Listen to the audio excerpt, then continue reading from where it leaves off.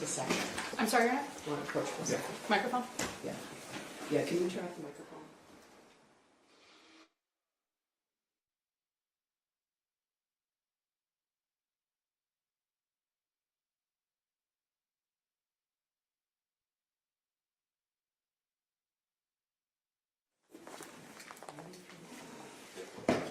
Your Honor, calling People vs. James Crumbley, case number 2279989FH. Good morning. Thank you, Marquise, on behalf of people. Good morning. Good morning, Your Honor. Mario Lehman on behalf of James Crumbley, who is standing to my left. Good morning. Can you hear us, Mr. Crumbley? I can, thank you, Your Honor. All right. We're going to bring the jury in, okay? Thank you. Thank you, Judge.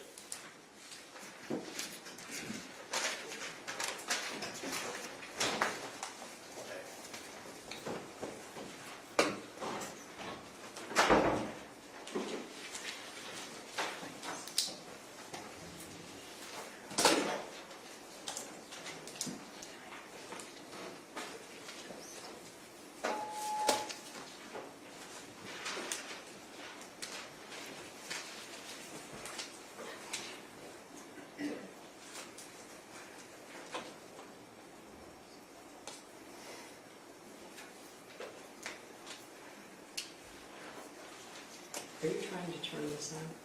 Are you wanting this on? I might need it on, Your Honor, yes. Okay. Oh, I just have a weird flashing in this one, so I didn't know if somebody was attempting to turn it on. I didn't try and put it on, Your Honor. Yeah, that's good. I don't All know. rise for the jury. I just shoot this.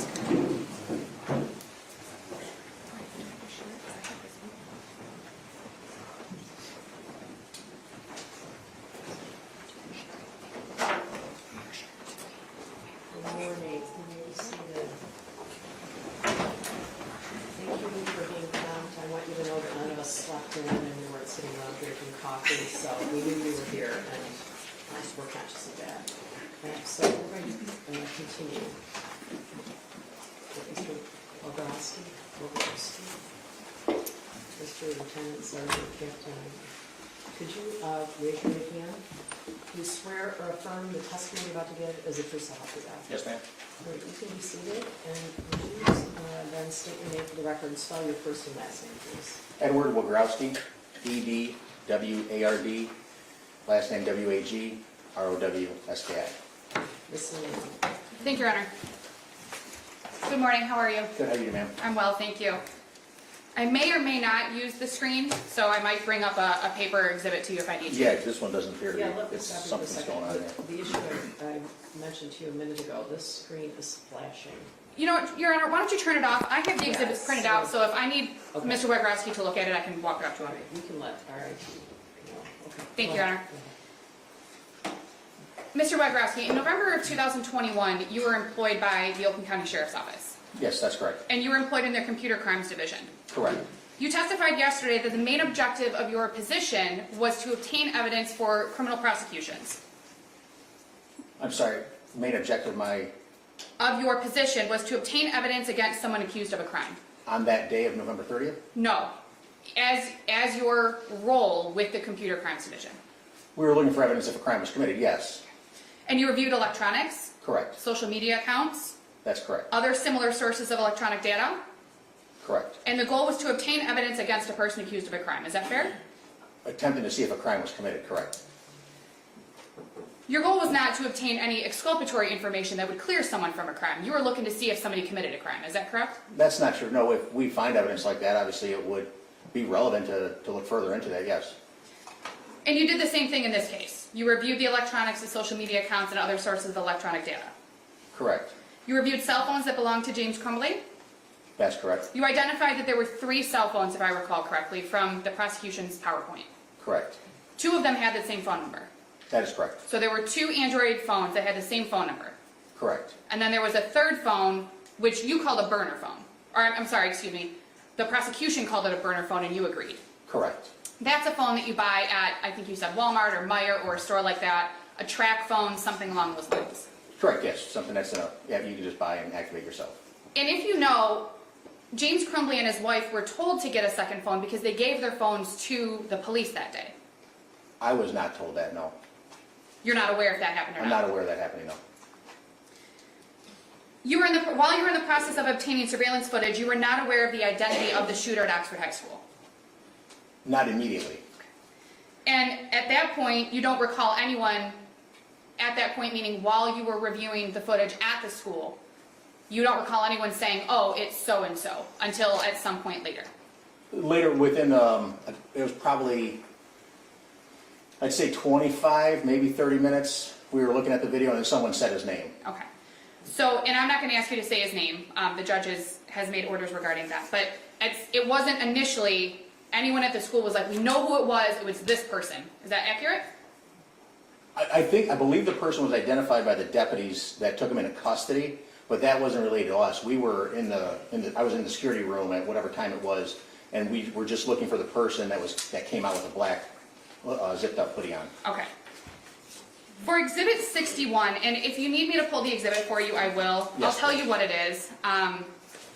Exhibit 61 is a Facebook conversation between James Crumbley and his wife. Did you want to look at it? Yes, please. Okay. May I approach, Your Honor? Sure.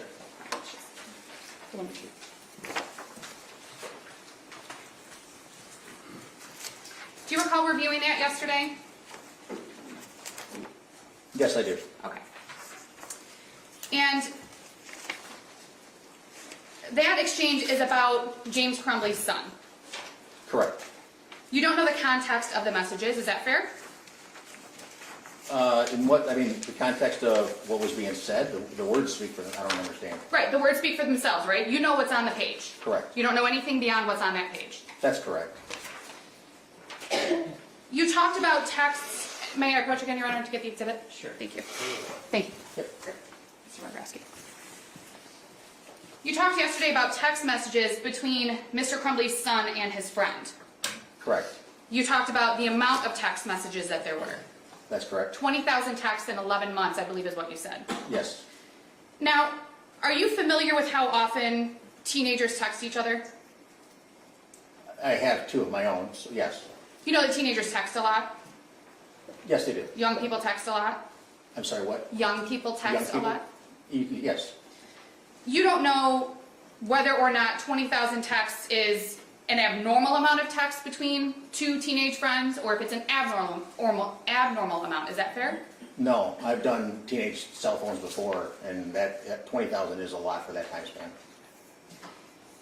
In April 4th of 2021, you identified a text message between Mr. Crumbley's son and his friend, claiming that his dad told him, his dad being James Crumbley, told him to suck it up and gave him pills. Do you recall reviewing that text yesterday? Yes. Now, in that text, you don't know what Mr. Crumbley's son was talking about, that his dad told him to suck up. Is that fair? Because I believe he told him that he was not feeling well, or if you have the exhibit, I can look at it. I thought there was more context to it prior to suck it up, but then Toll just handed him some pills. Right. You don't know what the pills were? I don't know. Could have been Tylenol. They talked about Xanax before James and his wife did. Not in that communication, correct? No. The one on April 4th of 2021. Correct. There was also a talk about melatonin. Yes, there was. So it's fair to say that you don't know what necessarily was being discussed between Mr. Crumbley's son and his friend on April 4th of 2021. Again, I thought there was more context before the suck it up, but I don't know exactly what they were. Let me see if I can pull that. I'll pull the exhibit and we'll come back to it. Okay. And the same thing on April 5th of 2021 with the friends. You don't know what the context of the conversation was. You just know what you're reading on a page. Is that fair? What were they talking about on April 5th? We'll pull that exhibit and I'll come back to Okay. it too. I was going to do it on the screen, but it's not working You can today. do it on the screen if you want. This one was flashing, but we can try it again. It's okay, Judge. We'll move on. I think you can probably see it from either one of these angles anyway. You talked about in Exhibit 70 and 71, and I will pull those for you right now. Well, one is it's a placeholder because it was a video, if you recall. Oh, May I yes. approach, Your Honor? Sure. Thank you. You're welcome.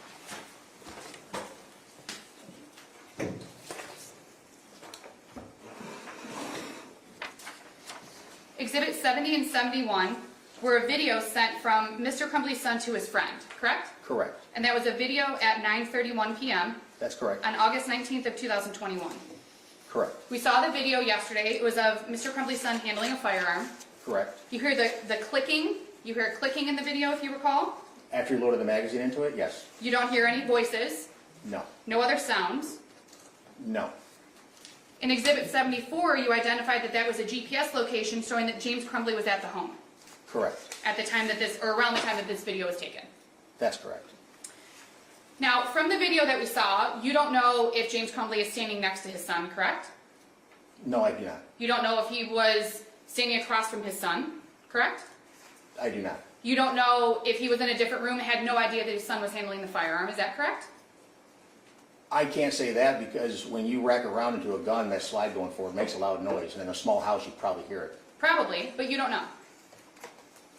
For sure, with him, no, I don't, but it's likely. And you don't know just by looking at that exhibit what the surrounding circumstances are of that video, is that fair? What was going on around it outside the video? No, I do not. You know what that video shows. Correct. And that video shows Mr. Crumbley's son handling a firearm and loading a magazine into it, is that correct? Correct. Exhibit 72 and 73 are also, if you'd like to look at them, Please. there was also a text message between Mr. Crumbley's son and his friend. Again, it's another placeholder because it was a video. May I approach, Your Honor? Sure. Thank you. Thank you.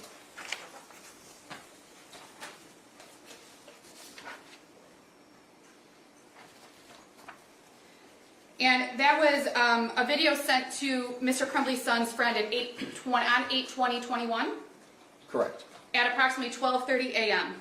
That's correct. In the text, after the video was being sent, Mr. Crumbley's son said to his friend that his dad left a gun out. Correct. You don't know if that's true. Is that fair?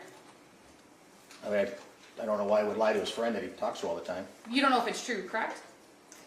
From this, it doesn't say that it's true or not, but I don't know why he would lie. The words on the page are the words on the page. Is that That's accurate? correct. You can't go back in time and get the answer, correct? You can't go back to August 20th of 2021 and figure out were you telling the truth that day?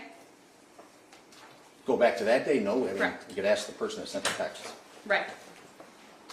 Exhibit 76 shows that James Crumbley was at the home at that date and time. May I approach again, Your Honor? Sure. Thank you. Yes, ma'am. Exhibit 76 is, again, another GPS location showing that James Crumbley was at the home on August 20th of 2021 at 12:30 a.m. Correct. And again, in the video that was shown, you can hear the clicking sound. I'm sorry, this was the loading of the magazine. That's correct, The other yes. one was something else. And him just, yes, recording it. Exhibit 72 and 73 is Mr. Crumbley's son loading the magazine into the firearm, Correct. and you hear that, Yes, and you see it on the video. correct. You can hear kind of like a whirring, maybe like a fan or something in the background if you recall. I don't recall that, but, okay. You don't recall hearing voices? Anybody talking at the time? Correct. No. No other sounds other than the loading of the magazine. And the slide going forward? And again, you don't know whether James Crumbley was standing there or not. Correct, I do not. You don't know if James Crumbley was in another room. The GPS says he was in the vicinity And of the the house. residence, correct? Yes. You don't know if he was maybe standing outside. You don't know, is my point. I don't, the video just limits to the gun, correct, but the GPS puts him at the house at 12:30 at night. If you were to say, well, this is what I think, and you said that similar to some questions a little bit earlier, well, the sound of the slide moving forward is loud, and you would hear it in a house that size. That's an assumption that you're making, correct? I've loaded a gun several times, and it does make a loud noise. You don't know You whether would or know not it's anyone happening. I'm sorry, I interrupted you. No, it's okay. You would know what's happening. I mean, if you have a house that's large on the second floor, then you probably wouldn't. But in a smaller house, it does, you get metal banging together. It makes a loud sound. You don't know, based on those exhibits that have been admitted, whether or not James Crumbley heard that sound. Whether he heard it, no. You don't know whether or not he was aware of it. No. You don't know if he was aware of it and standing right there. Correct. You don't know. I know the GPS puts him at the house. Exhibit 79 was a chain of text messages. May I approach, Your Honor? Sure. Thank you. Thank you. You're welcome. Is a chain of text messages between James Crumbley and his son's friend's father. Do you recall reviewing that yesterday? Correct, yes. James Crumbley's son's friend's father. Yes, I want to, yep, yes. You reviewed the text during your investigation in this case? Correct. You look at them yesterday. That's correct. This is the friend that Mr. Crumbley's son texted with so much, the 20,000 texts. That is correct. Mr. Crumbley was checking in on his son's friend. If you, and Yes, you can correct, look. yep. Okay. That's correct.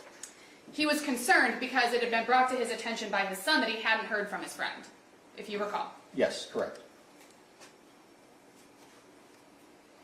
If you recall from the text messages, the son's friend's father asked Mr. Crumbley not to say anything about the whereabouts of his son. Until he went to the hospital? Correct. Correct, yes.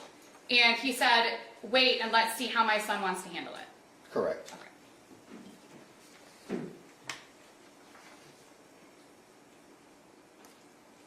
In the conversation at that point between Mr. Crumbley and his son's friend's father, there was no expression, if you recall from reviewing the exhibit, there was no expression of mutual concern about Mr. Crumbley's son or sharing any information like, yeah, my son's been having a hard time. Or, there was nothing like that in that exhibit, and you can look through the pages that you have. No, there was not. Okay.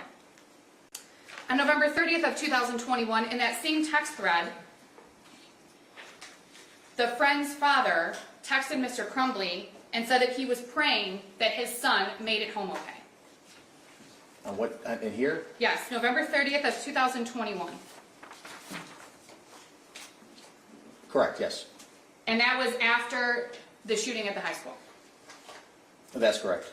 So this friend, the father of this friend that Mr. Crumbley's son had texted with so much, 20,000 texts that they had talked about, his own son had mental health issues, we see from the text. Even he did not suspect that Mr. Crumbley's son could have been the person responsible. Judge, that's speculation. As counsel pointed out, this witness can testify. Thank you, Judge. May I approach? Yes. Oh, I don't answer that. But here you go. Thank you. You talked a little bit yesterday about cache data. You said that cache data is saved after a person views something on their device. Correct. You went through exhibits 82 through 86, which I can pull if you'd like, but I'll just remind you, they were photos of a screenshot that Mr. Crumbley's son had taken of a screenshot of a handgun that was for sale, Correct. a 9mm handgun. And then the exhibits were also the data behind that, showing that the images were stored in both Mr. Crumbley's son's cache data and Mr. Crumbley's cache data. That's correct. Did you want to review them again? I would, please, yes. May I approach, Your Honor? Sure. This is 82 through 86.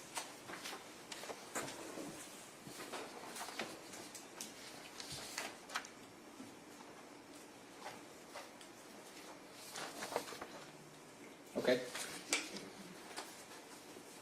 Do you want to look at them just in case you need them? yes. Sure. Yes, thank you. So the screenshot was sent by Mr. Crumbley's son to Mr. Crumbley. Sent to it by, Mr. Crumbley's son to Mr. Crumbley. correct, yes. The screenshot itself was taken by Mr. Crumbley's son. Correct. Both of them, it appears from these exhibits, deleted the screenshot from their messages. Correct. People delete messages, right? Yes, I do, yes. You do? Sure. For any number of reasons. Correct. Not necessarily because you're trying to hide anything. Correct.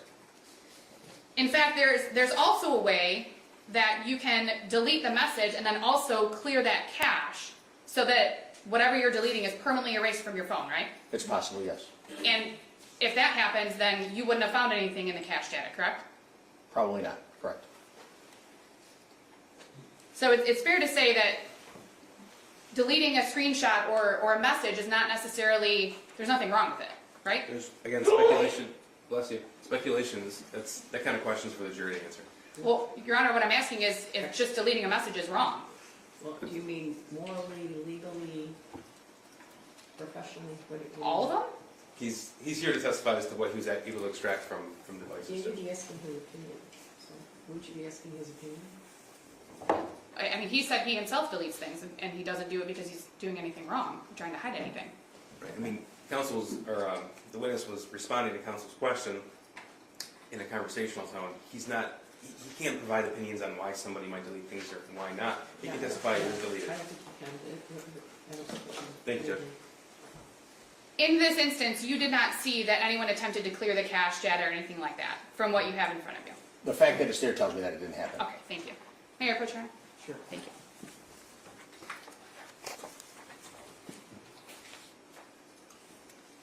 We know that on June 26th of 2021, James Crumbley went to a firearms store where he bought a 6-hour 9mm handgun. And you talked a little bit about that yesterday, correct? Correct. What did I say? June. I'm sorry, Yeah. November 26th Yeah, I of knew what you meant. 2021. Yeah. There's been no dispute that James Crumbley bought a handgun on November 26th of 2021, to your knowledge. Correct. Exhibit 95 is an Instagram post made by Mr. Crumbley's son about the 6-hour handgun that was purchased by Mr. Crumbley earlier that day. Correct. Would you like to review Exhibit 95 again? Please. Mayor Pro Tem? Sure. Thank you. Thank you.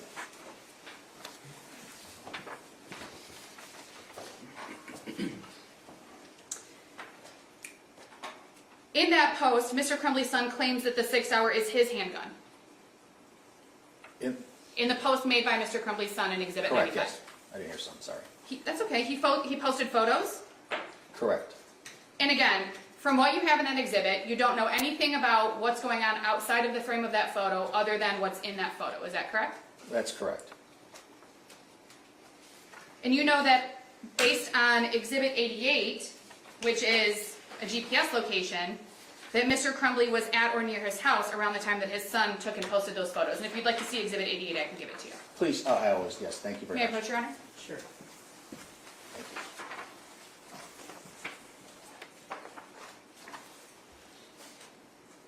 So reviewing Exhibit 88, you would agree that that exhibit shows that Mr. Crumbley was at or near his home at the time that, and if you need 95 back, I can give it to you, at the time that the post was made. That's correct.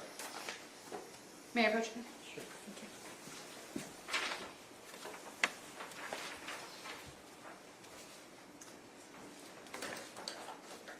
Exhibit 92 is Cellbrite data showing that Mr. Crumbley's social media account follows his son's social media account. Would you like to review that? I'm good with that. You're good with this? Yes. Okay. So you agree that that's what that shows? Correct. It doesn't show whether or not they interact. Exhibit 92 doesn't show whether or not they interact on social media. Is that accurate? That particular, no, it does not. Correct. Exhibit 92 doesn't show whether or not Mr. Crumbley saw any of his son's social media posts. Is that correct? It would not indicate that, no. Exhibit 96 is a video that was found on Mr. Crumbley's son's phone at on November 26, 2021 at 6:39 p.m. And again, it's a placeholder. But if you recall, it's a video of the phone camera looking down the barrel of a firearm. Yes.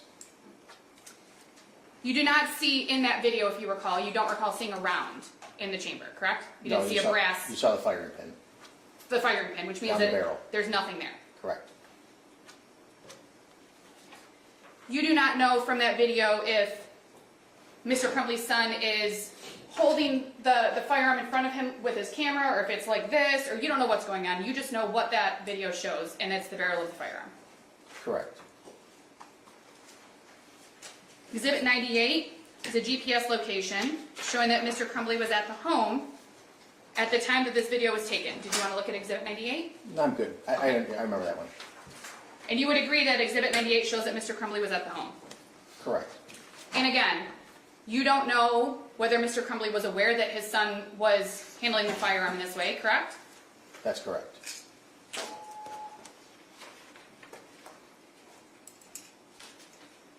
Exhibits 100 and 101 are similar photos. If you recall, they are social media posts by both Mr. Crumbley's son and Mr. Crumbley's wife. If you would like to review them. Please. May I approach, Your Honor? Sure. Both Thank you. 100 and 101. We can continue to approach that. Thank you, Your Honor. It isn't intimidating anybody. Just- Thank you, Your Honor. Okay. So those are posts by Mr. Crumbley's wife and his son, and they're shooting range targets. Correct. And it looks like they were shooting range targets that they used based on the posts. Based on, yes.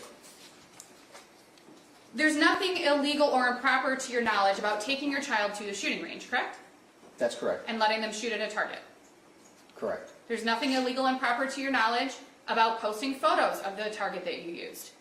Correct.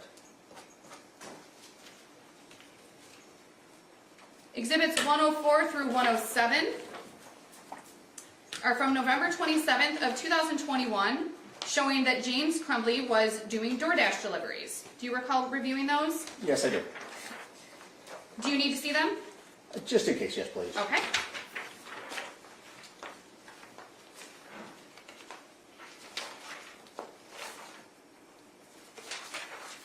(104) through 107.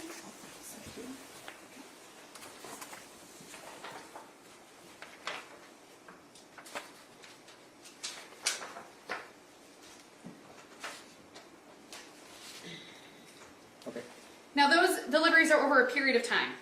correct. And we know that James Crumbley worked for DoorDash. We talked about that yesterday. Correct? It hasn't been disputed to your knowledge. No, DoorDash was his job at the time. that's correct. There's nothing wrong with working at DoorDash, correct? No, There's nothing wrong with leaving your 15-year-old son at home while you're working for DoorDash. correct, In and of itself, there's nothing wrong with that. correct. And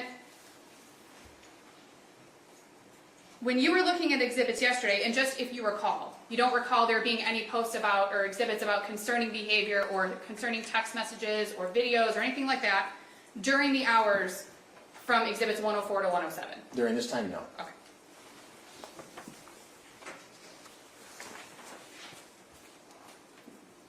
We talked about the horse barn yesterday, if you recall.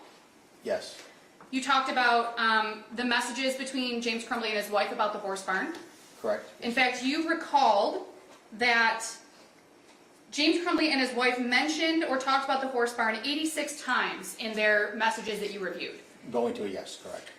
And you said specifically from January of 2021 through November of 2021, they had talked about going to the horse barn 86 times. That's correct. Now, if we do the math quickly, there's 333 days between January 1st of 2021 to November 30th of 2021, if you know. I don't know if you're, I'm not great at math, I but, don't know that. okay. So let's just assume that's the number we come up with. 86 out of 333 is 25.8%. Again, I'm not going to ask you to, I'm not going to hold you to the number. Okay, But assuming 86 is correct, assuming 333 is correct, that means that a quarter of the time they're discussing the horse barn. and really didn't discuss much more other than going to work and stuff like that. On November 28th of 2021, yesterday, you testified that Mr. Crumbley was away from the house for approximately 5 hours. There were screenshots or GPS locations. You remember talking about that yesterday? What day was this? November 28th of 2021. Okay, yes, There's nothing wrong with being away from home for 5 hours, correct? correct, In and of itself, there's nothing wrong with that. correct.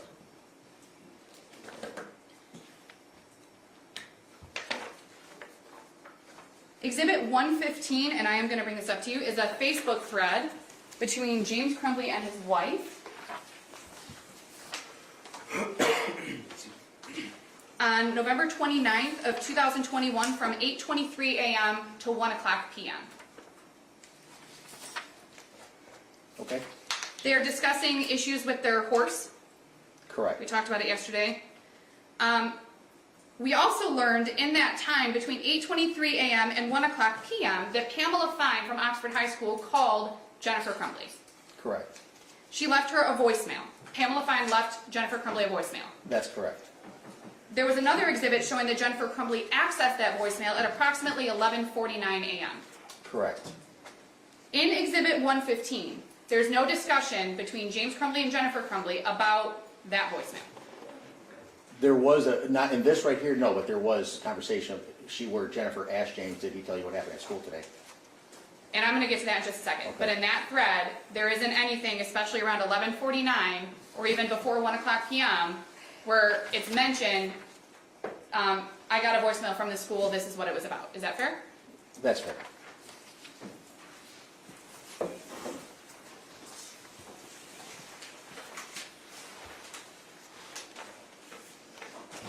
In fact, it wasn't until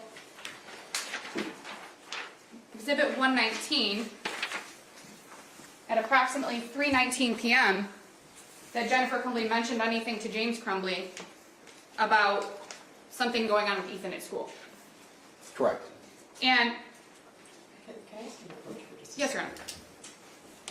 Can you turn off the microphone?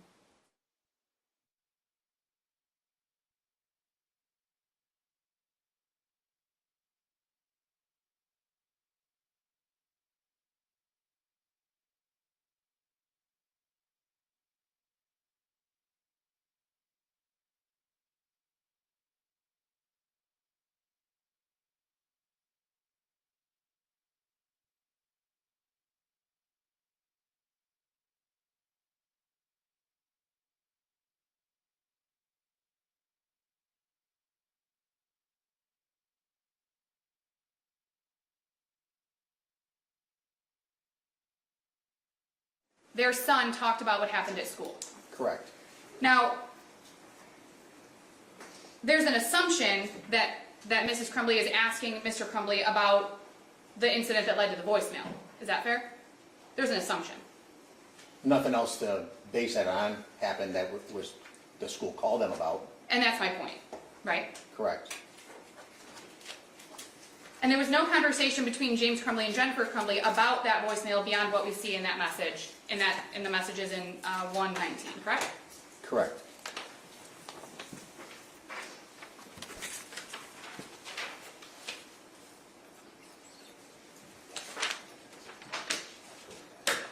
Exhibit 131 is another Facebook thread between James and Jennifer Crumbley. You're welcome. From November 30th of 2021. Oh, you know what? I'm sorry. I'm going to go back to 122. You can keep 131 with you. Okay. Exhibit 122 is surveillance video of Mr. Crumbley dropping his son off at school. Correct. And then I believe you also testified that there was additional exhibits showing that Mr. Crumbley went to the horse barn that day. Correct.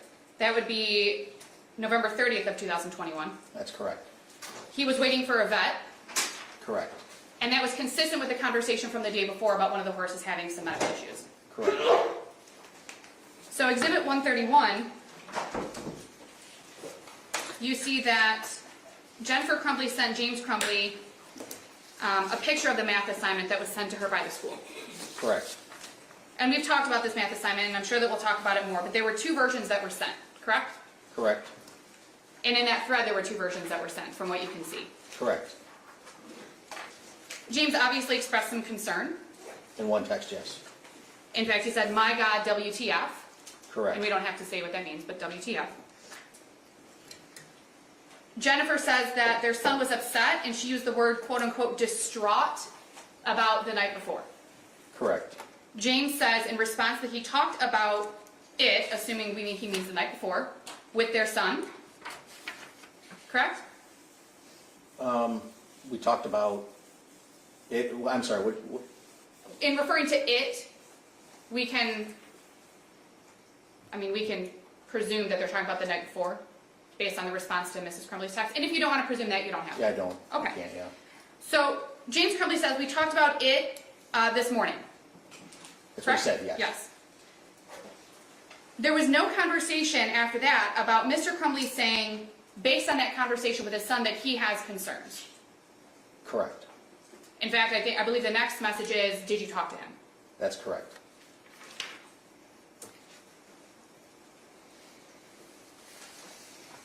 Thank you. We know that on November 30th of 2021, James and Jennifer Crumbley went to Oxford High School.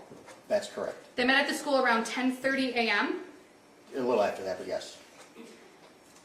The prosecutor asked you if Mr. Crumbley went to the house before going to the school, and you said no. Correct. We know that Mr. Crumbley was at the horse barn. He left there and went directly to the school. Correct. And that was based on the exhibit that you looked at yesterday. That's correct. On his way there, he spoke to his wife. Correct. Mr. Crumbley and his wife met with Sean Hopkins at Oxford High School for approximately 13 minutes. I think it was a little less than that, but yes. Their son was in the meeting for about 12 of the 13 minutes. Yeah, almost 12. James left the school parking lot at 10:57 a.m., Okay. if you recall. I don't recall the exact time he left, but it sounds about right because they left the counselor's office before that. You testified that at 11 a.m., Mr. Crumbley logged into his DoorDash app That's correct. from the Meyer parking lot on Gray Road. Yes. that his first pickup and delivery was from 11 a.m. to 11:19 a.m., if you recall. Sounds about right, yes, correct. So he left the school and started working right away, Correct. within 3 minutes. Is that fair? Yes, correct. The prosecutor asked you if he stopped by his house during that first DoorDash, and you said no? That's correct. To your knowledge,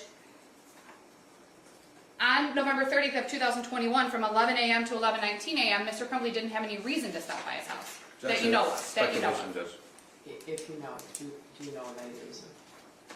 Was he told, I don't understand I apologize. No. Are you aware of any reason that Mr. Crumbley may have known that he needed to go to his house from between 11 to 11:19 on November 30th of 21? Judge, I think perhaps the better objection would be calls for a legal conclusion, because that's central to the theme of the prosecution, that he did have reason to stop him. That's what the jury's being asked to decide. I guess I don't know how he would know that. Right? It's based upon his level of knowledge from the last months in the life, Judge. That's what the evidence is showing. I can move on, Judge. Thank you, I Judge. just don't know how he would know that.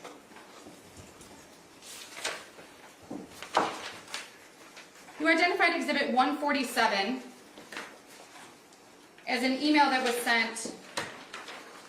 Would you like to review it? I believe, that's fine, thank you. As an email that was sent from Oxford High School to James Crumbley. Correct.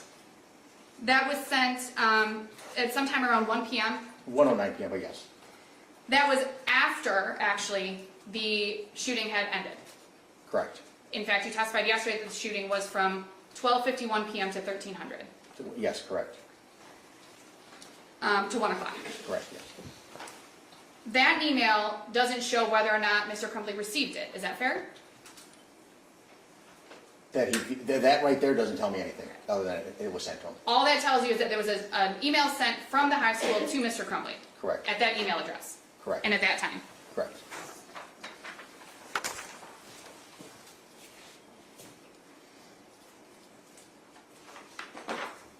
You know that from 12:33 p.m. to 1:01 p.m., Mr. Crumbley was on a different DoorDash delivery. Correct,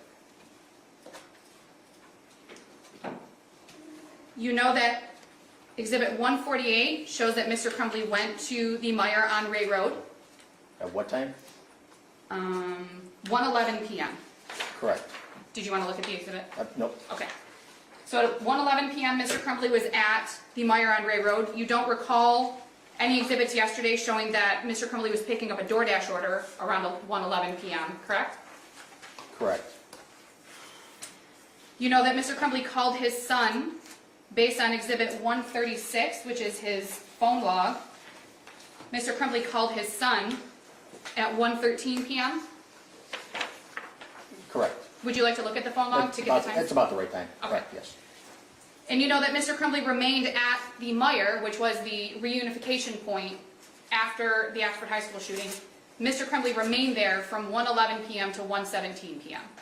Correct, So Mr. Crumbley called his son from the parking lot of the Meyer, which was the reunification point, at 1:13 p.m. correct, He also called his son at 1:17 p.m., correct, which is right around the same time that he left the Meyer parking lot. that's correct. You know that there was a phone call, which was approximately less than 1 minute. And again, if you want to look at it, I can bring it Just to to you. make, yes, please, Sure. thank you. There was a phone call at approximately 1:17 p.m. 1:16 p.m. between Mr. Crumbley and his wife, which lasted less than 1 minute. Correct, Mr. Crumbley called his son at 1:17 p.m. that's correct, He left the Meyer at approximately 1:17 p.m. that's correct, Called his son again at 1:18 p.m. that's correct, and again at 1:18 p.m. There were two phone calls at 1:18 p.m. seconds apart. correct, Neither of them were answered. correct, You also know, based on your involvement in this case, that his son was already in custody at that point. that's correct, He'd been taken into custody at 1 o'clock. correct, You know that, again, based on 136, Mr. Crumbley's wife called him after he left the Meyer parking lot. at 1:19 p.m., is that what you're referring to? Yes. Yes, Mr. Crumbley was home at approximately 1:20 p.m. based on the exhibits, if you recall. correct, He was home while he was on the phone with his wife. that's correct, You know that during the time that he was at home, he called 911. Correct. He called 911 because he discovered that the Sig Sauer and the ammunition for the Sig Sauer were both missing. Speculation as to why he called 911, Judge. He said in the phone call why he called 911. Well, I guess that's a different question. You don't know why he called 911, but you did hear him.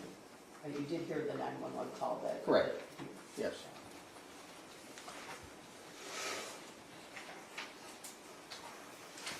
In that 911 call, Mr. Crumbley told the dispatcher that he saw and heard the sirens, if you remember the call. Correct.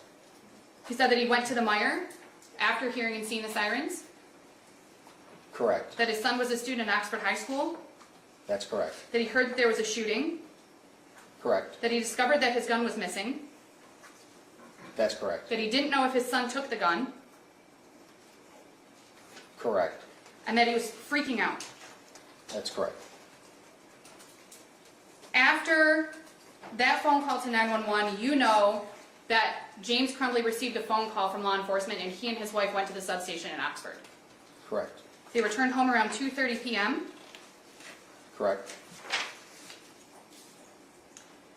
There was some indication and some questioning yesterday from the prosecution about the white paper that had changed hands between James and Jennifer Crumbley at the school.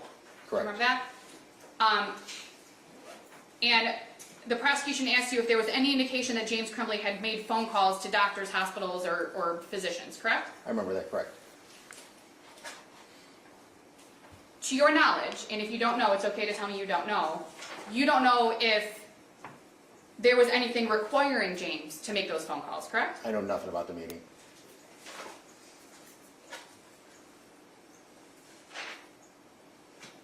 And you know that the meeting was at approximately, ended around, I think we said 10:53 a.m.? Correct. And the shooting occurred at began at 12:51 p.m. That's It was correct. approximately 2 hours later. You also know that in those 2 hours, I'll withdraw that question. You testified about messages between Jennifer Crumbley and a person named Brian Malash. Correct. You have no idea whether Mr. Crumbley knew about those messages? They were together at the time. Other than that, I don't know. Okay. You don't know if Mr. Crumbley knew what Jennifer Crumbley was saying to Brian Malash? I do not know.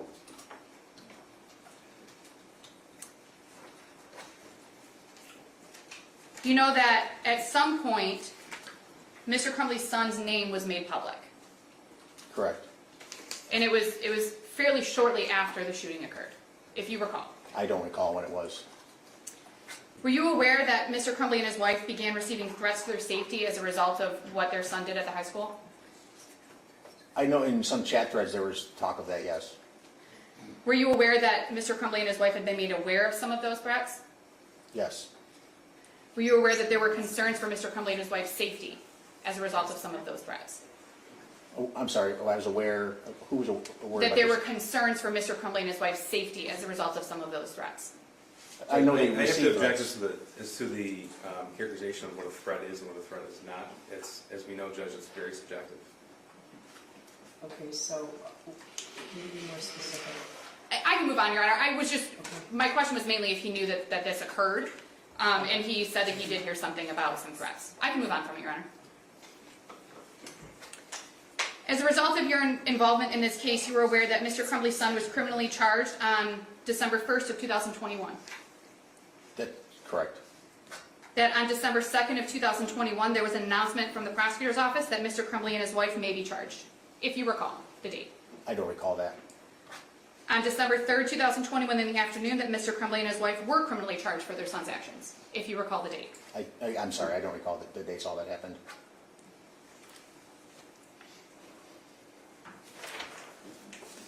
I have no further questions, Your Honor. Redirect? Thank you, Judge. Let's see if I can get this to work. Could you, I'm not positive it's going to work right there. Okay, looks like it's working. Certain Well, east. This This one's is just flashing like, it. This keeps The flashing the strobe screen. light. Can you see the other screen? Yeah. I can see that one fairly well, yes. Okay. If you can't see it, we can give you a copy of these, we're gonna have someone looking at it. I have them printed if you need them. That's all right. I think. But that's flashing. Yeah. so.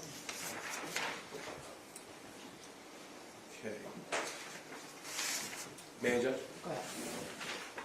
Sir, you were asked about the shooter and his friend in that conversation that they had. Do you recall those questions? Yes. Okay, and then yesterday we had a discussion about that, specifically the amount of text in that conversation, the content of the conversation.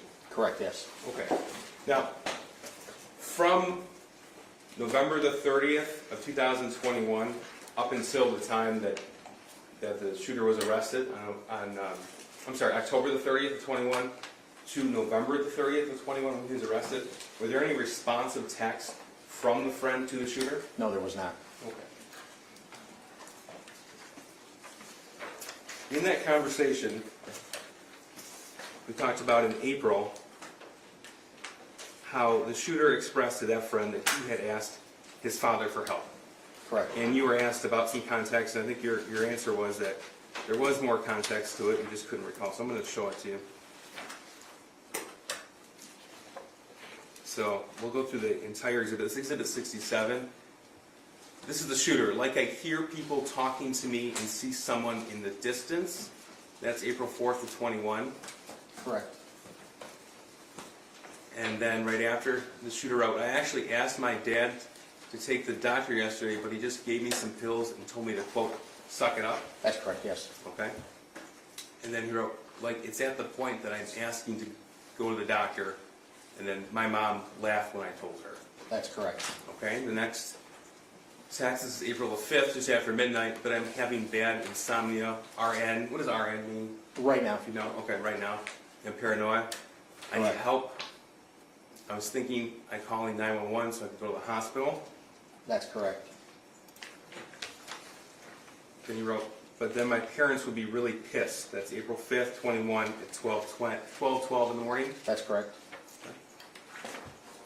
I'm going to ask my parents to the doctors tomorrow or Tuesday again. That's April 5th, 21 at 12:38 a.m. Correct. And then, but this time I'm going to tell them about the voices. April 5th, 21 at 12:38 a.m. And then the last text is like I am mentally and physically dying. That's April the 5th, 21 at 12:39 in the morning. That's correct. Okay, so that's in the same conversation. Correct, yes. Okay, is that the context you're referring to? Yes, I do remember that now, yes. That's what I was referring to.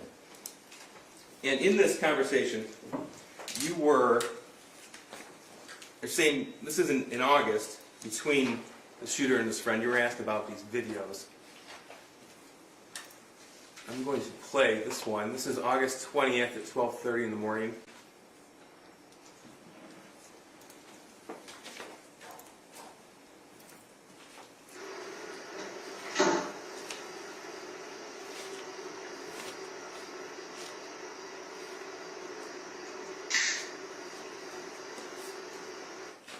Okay, is that the noise you were referring to? The noise that it makes when you... Yeah, the metal fire? is slamming together and putting the magazine in and slamming it on the table.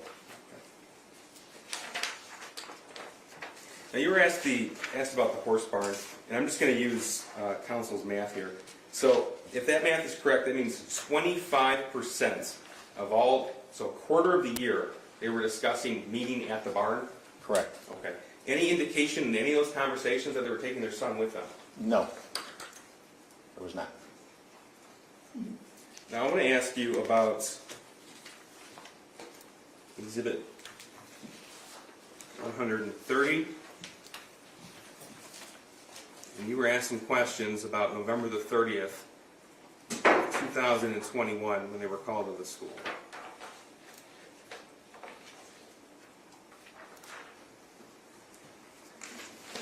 So we talked yesterday about James when he started door dashing on November the 30th. You recall that? Yes. Okay. So, earlier in the morning, just to get the timeline correct, we had 7:46 a.m. James Crumbley dropped his son off at Oxford High School. That's correct. He's back at home at 8:04 a.m. Correct. And then he's at the barn after that. Correct. Okay. And we went through that Facebook conversation between James and Jennifer Crumbley. when she showed him this picture, exhibit 1, this is exhibit 128. And I'm going to go to the original one as well, which is 1:30. So we saw that Facebook conversation November the 30th, approximately 9:30 in the morning, when Jennifer Crumbley sent this to James Crumbley. Correct. Okay. So based upon the location history and what you were able to determine, he was at the barn at that point? That's correct. Okay, so he had not checked in for the day and began working that day? Correct. Okay. So it was not until after he saw this, and that's when he signed on to DoorDash? Correct, after the meeting. Okay. So you were asked, did he have any reason to stop home? But I want to talk about after he saw this, if he ever stopped home at all. Okay? Okay? So, November 30th, 2021, at 11 a.m., that's when he first signed on to accept his first order for DoorDash. Is that right? That is about right, yes. Okay. And we went through some of those maps. We went through a little bit quickly yesterday. So I want to make sure that we're on the same page. When he was accepting these orders and making deliveries, it wasn't outside of Oakland County, was it? No, it was not. In fact, where was it? All local within Oxford. Within Oxford. Okay. And he actually drove by his house at least 4 times from the point that he saw this to the point the shooting started. That's correct. And never once did he stop home. No, he did not. Now, yesterday you mentioned how you responded to the scene and you went to the mire first. Yes. Okay. And that's the mire that James Crumbley was at when he received the alert of the active shooting at Oxford High School. That's correct. Okay. And you were helping parents find their kids when you were there? Yes. You talked a little bit about the school buses and what you saw. How many parents were there? Dozens of just standing around in the cold. Were more coming when you went Yes. to school? Yes, cars kept on coming. And based upon what we know from the timeline you were able to put together with the data locations,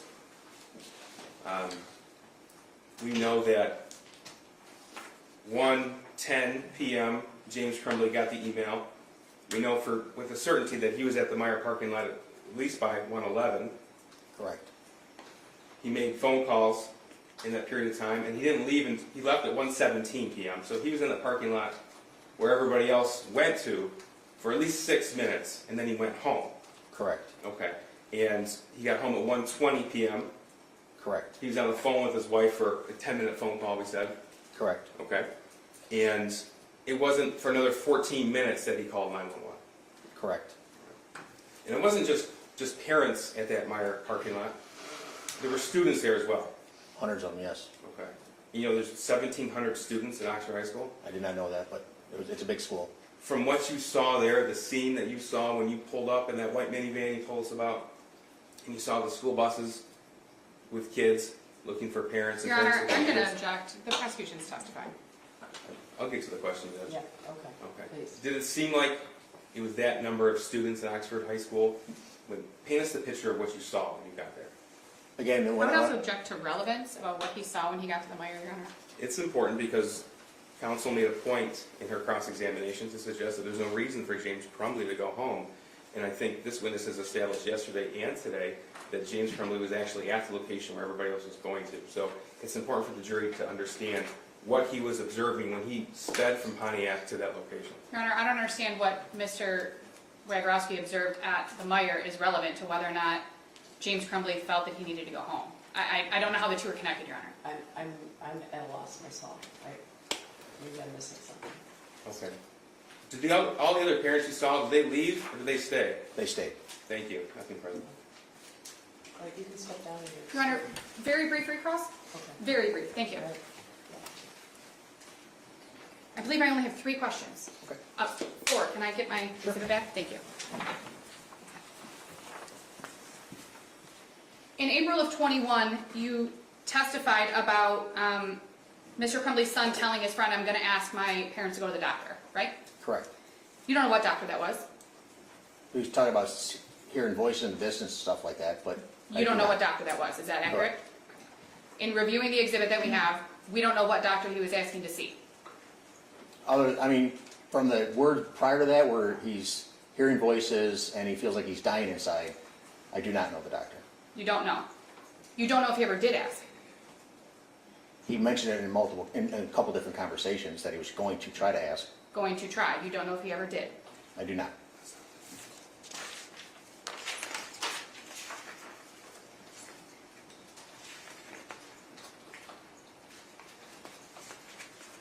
One moment, please.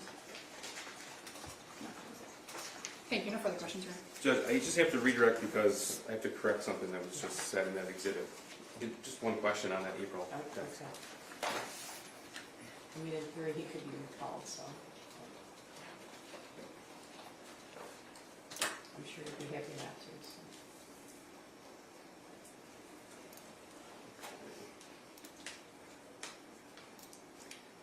so. Okay, so we went, this is exhibit 67, we went through this part like I hear people talking to me. The next slide, I actually asked my dad to take to the doctor yesterday. Correct, yes. Okay, is that your recollection? Yes, as well? Okay. correct. Thank you, Judge. Anything further? One question. I'm sure you know what it is. You don't know what doctor that was, right? Other than the context of the information prior to that. That's Yeah, asked and he answered, Yeah, Judge. he asked and answered. He said he doesn't know. He said he doesn't know. Thanks, Judge. Okay, so I'm gonna let you step down, and you're excused. Okay, thank you, ma'am.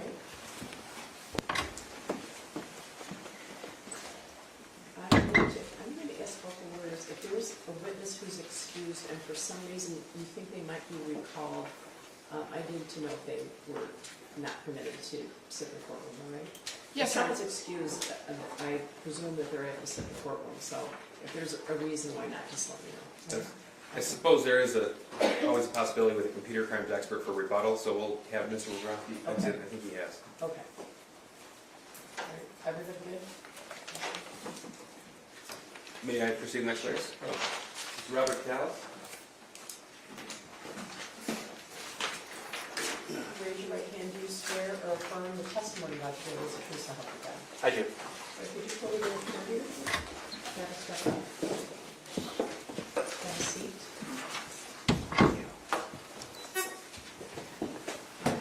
Could you state your name for record, spell your first and last name? Robert F. Kotelis Jr., R-O-B-E-R-T, K-O-T-E-L-E-S. Right, go ahead, prosecutor.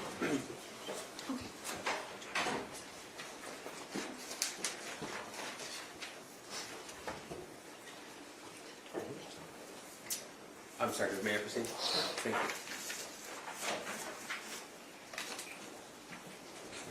Just take me 1 second.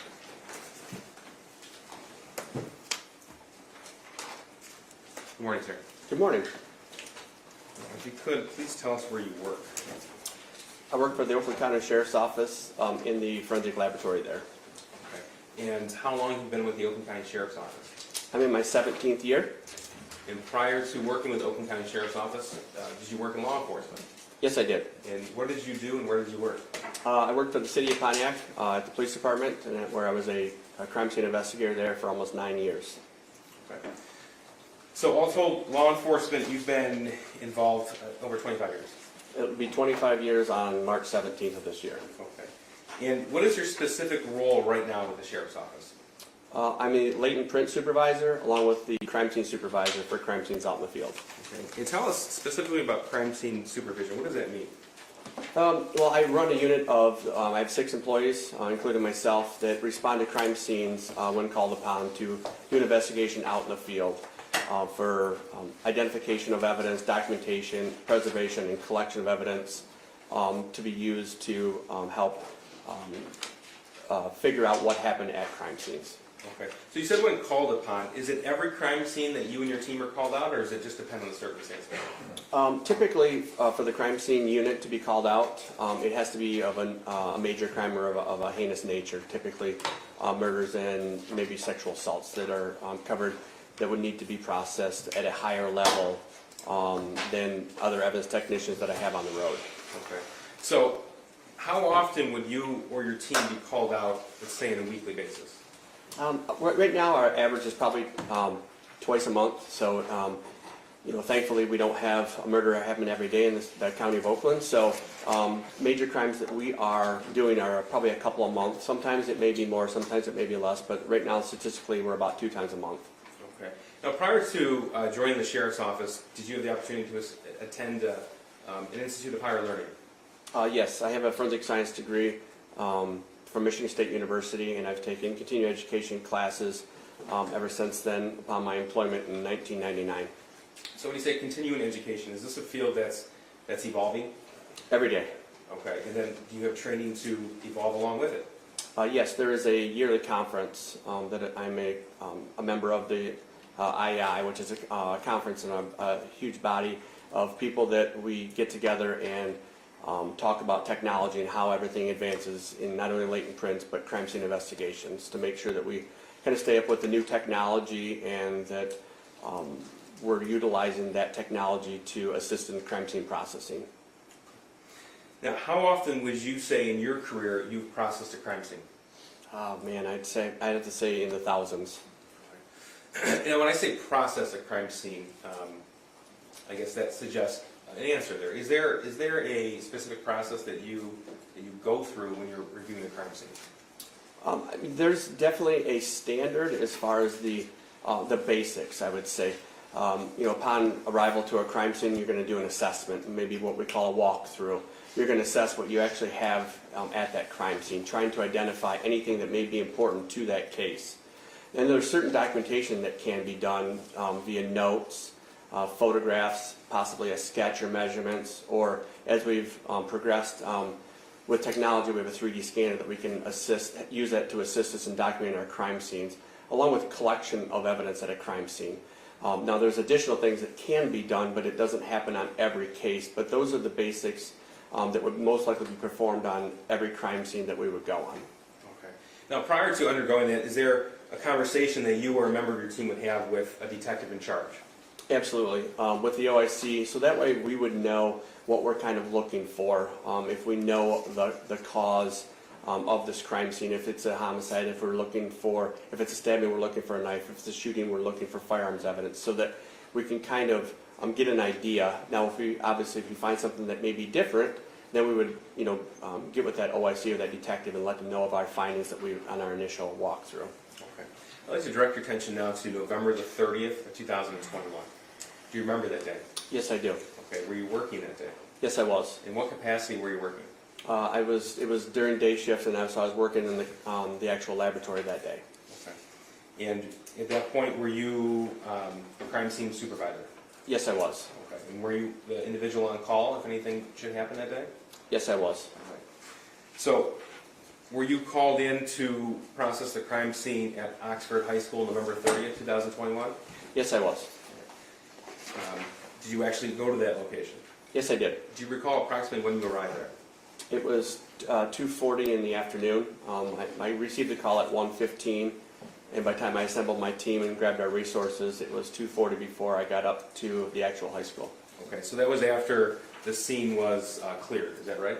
At the beginning stages of being cleared. Okay.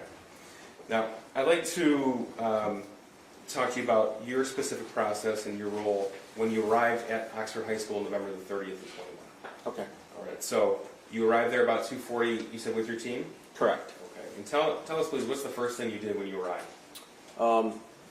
Waited for guidance on what was going to be done first.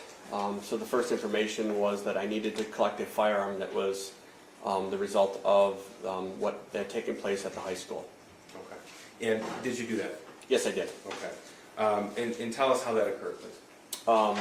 The firearm was located within a garbage can, a small waste paper basket garbage can that was placed there by a deputy that had collected the item from the individual. So I viewed it, photographed it, and then collected it at that time. Okay. And that firearm, after it was collected, was taken to the forensic laboratory at the Oakland County Sheriff's Office. May I approach, Judge? This has been admitted, People's 28. This is Forensic Laboratory Report, request number 6. So just to confirm, that was authored by Mr. Robert Charlton from the Sheriff's Your Office. Honor, I'm gonna object. These are leading questions. He can review the exhibit and testify about the exhibit, Your Honor. It's already been admitted, but that's, Well, yeah, the exhibit's admitted, but she was an objector to the exhibit, she was okay. objecting to the leading question. That's fine. Was that weapon confirmed to be the murder weapon? Yes, it was. Okay, and is that reflected in that report? Yes, it is. Okay, thank you. Now, after you collected the weapon, that's reflected in that forensic laboratory report right there, what did you do next? Waited for the scene to be cleared. There was intel still being obtained by the investigators on scene and other sites.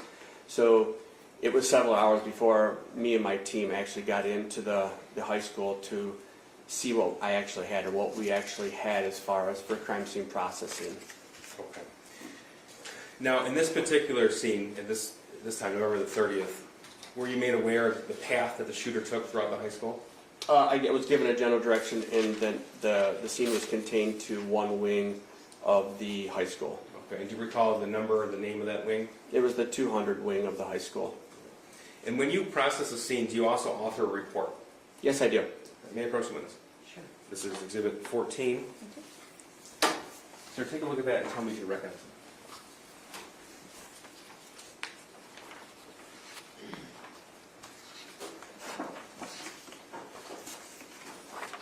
Yes, I do. Okay. And what is it that I just handed you? This is my 5-page crime scene report that I prepared at a later date after the crime scene processing of my findings that I had documented at the crime scene on November 30th. Okay, so that's already been admitted into evidence. That's Exhibit 14. But so the jury's aware, does that fairly accurately depict what you observed and what you processed and collected that day? Yes, it does. Okay. Did you obtain a map to help you with the processing of the scene? Yes, I did. I call maybe a blueprint or a schematic of the overall diagram of the entire school. Okay. And after you obtain that, do you make notations on that? Yes, there was a couple of us that worked on the actual schematic of the location of the evidence and the victims within the high school. I'm going to show you. May I approach Judge with that screen on? You may have to look at. Yeah, we'll probably have to get that fixed. See if you push that on, it kind of still lights.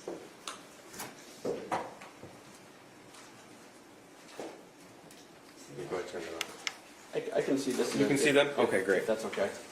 So I'm showing you what's been admitted as People's 15. Sir, do you recognize this?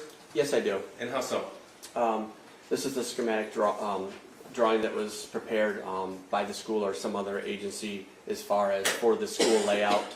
Once again, this is the schematic that was used to place the piece of evidence on where they were located within the school outside of classrooms and where the victims were located within the school. Okay.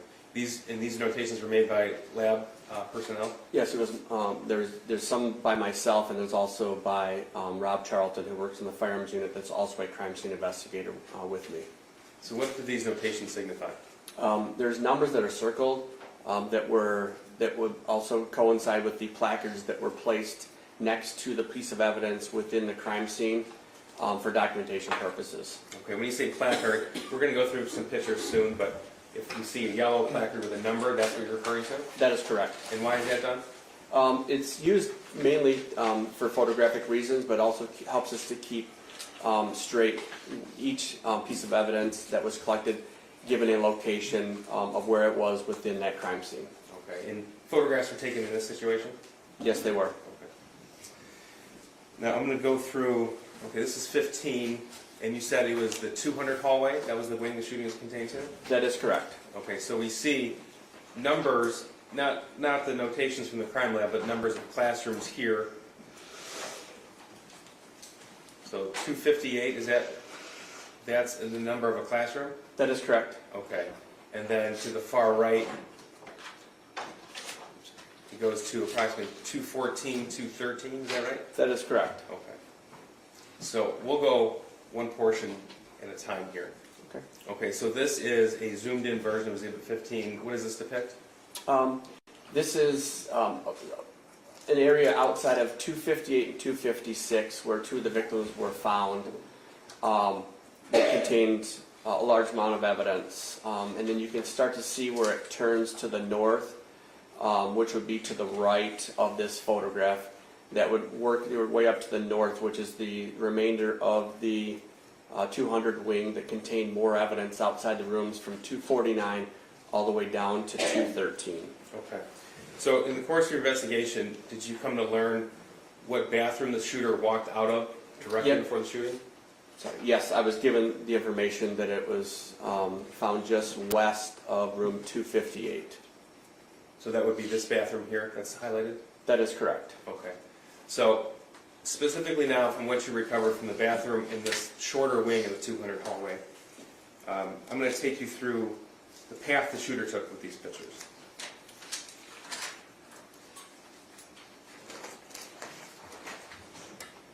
Judge, two of these pictures have images that I'd ask the court to instruct the media not to film.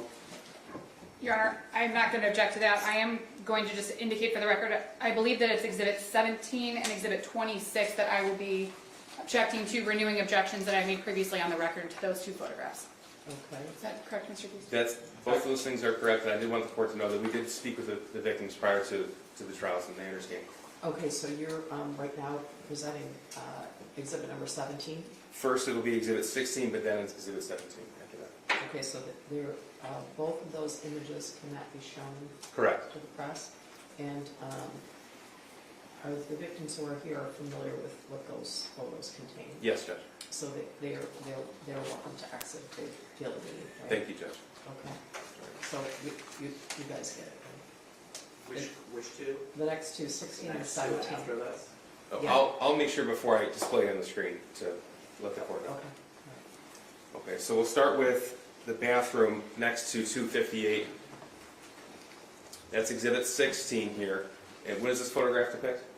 This is in the stall within the bathroom, which would be found just west of room 258, that contained a red backpack and miscellaneous items such as electronic equipment, books, journals, there's a Gatorade bottle, amongst other miscellaneous items. Okay, so all of that was collected as evidence? That is correct. Okay. Judge, the next photograph is Exhibit 17. I asked the media not to film this.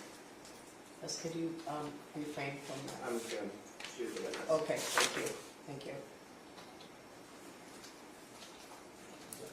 Okay, He's filming, you're filming the witness? Yeah. thank you. This is Exhibit 17. What are we looking at here? This is a photograph taken outside of that bathroom that I just spoke of. This photograph is taken from the west to the east, showing the hallway that would be found just south of rooms 258 and 256. And you can start to see the yellow placards that I spoke of to depict the evidence that was found in that hallway area, along with one of the victims that's found in the middle of this photograph, but on the right-hand side of the hallway when you're looking east. So that's Hannah St. Juliana, and then the other victim is Madison Baldwin, is that correct? That is correct. It's hard to see on this photograph because it's far away, but it would be on the left-hand side of the hallway, further east as you move down the hallway. Okay. Sir, tell us what you recovered from this portion of the 200 hallway. There were several fire cartridge cases. There were 14 found, 14 fire cartridge cases found in this portion of the hallway, along with several fired bullets and bullet fragments along this hallway area that were found in several areas of the hallway. What's the cartridge case? The cartridge case is the portion of a bullet that actually holds the bullet itself. And in a semi-automatic weapon, it will eject from the side of the weapon, so the bullet will go through the barrel portion or the end of the firearm. And the fire cartridge case will then eject more than likely out the right-hand side, depending on which firearm we're talking about. About 99% of semi-automatic weapons will eject to the right.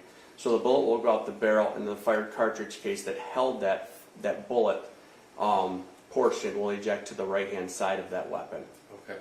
So in order for it to be a fired cartridge case, that would have to mean that the gun was actually fired. That is correct. Okay. So with 14 fired cartridge cases, that would indicate that the gun was shot 14 times in this portion of the hallway? That is correct. Now, continuing down the shooter's path, I'm going to ask you what happened, or what you located past rooms 256 as the hallway curves to 249. So this is room 258 on the left, next to that is room 256. as it curves, it's 249. Is that your recollection? That is correct. Okay. This is People's Exhibit 18, so this is further down the same portion of the 200 hallway. That is correct. It's just past the second victim on the left-hand side. All right, tell us what was located here. There was more fired bullets and fired cartridge cases, along with a empty gun magazine that was located just around the corner from this evidence here. Okay. Now, as that corner turns down the 200 hallway, this is People's Exhibit 19. I should say for the record, all these have been admitted. Council did state their objections on the record, but this court ruled upon. Yes. Thank you, Judge. Correct. This is Exhibit 19. What are we looking at here? This is now a photograph taken from the south to the north as we're moving, I would say, down in the numbers, but it's up as far as, like, if you're thinking about going north, down the 200 wing. So you're moving away from that bathroom where everything may have started. And this is once again indicating the evidence that was located from room 249 to 213, which ended up containing 18 more fired cartridge cases in this area. Okay. So we had 14 in the shorter portion of the 200 hallway and 18 from room 249 to 213 down this long hallway? That is correct. Okay. And again, that means the firearm was fired 18 more times there, at least what you recovered? That is correct.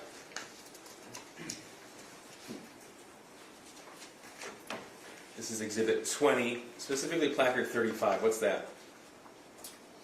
So placard 35, or number 35, is the firearms magazine that I spoke of that was found in the hallway there. Now, up and down this portion of the hallway specifically, did you find evidence that the shooter fired directly into classrooms as well?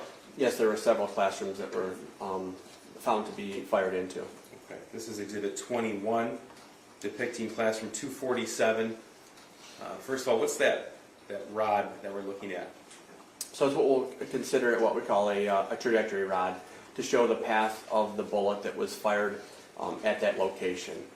So it's just shown for kind of demonstrative purposes that you can see where that bullet actually traveled into that room. Okay, so this indicates to us that the gun was shot directly into room 247. That is correct, right through the door trim there. This is Exhibit 22. This is depicting classroom 244. What do we see here? Once again, a trajectory rod was inserted into the window portion. It got shattered, but it still stayed intact. But you can see the trajectory rod showing where the bullet passed through the window that was fired in room 244. This is Exhibit 12. It's room 224. What do we see here?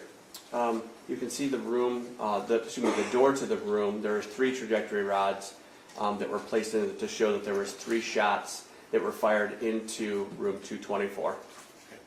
This is Exhibit 10. This is also room 224, but with the door open. That is correct. And you can see on the inside of the door, it's just the continuation of that trajectory rod to show, that those shots were fired into that room. Okay. And we have Miss Darnell, Molly Darnell testified yesterday. This was her classroom. This is what you refer to in the window here.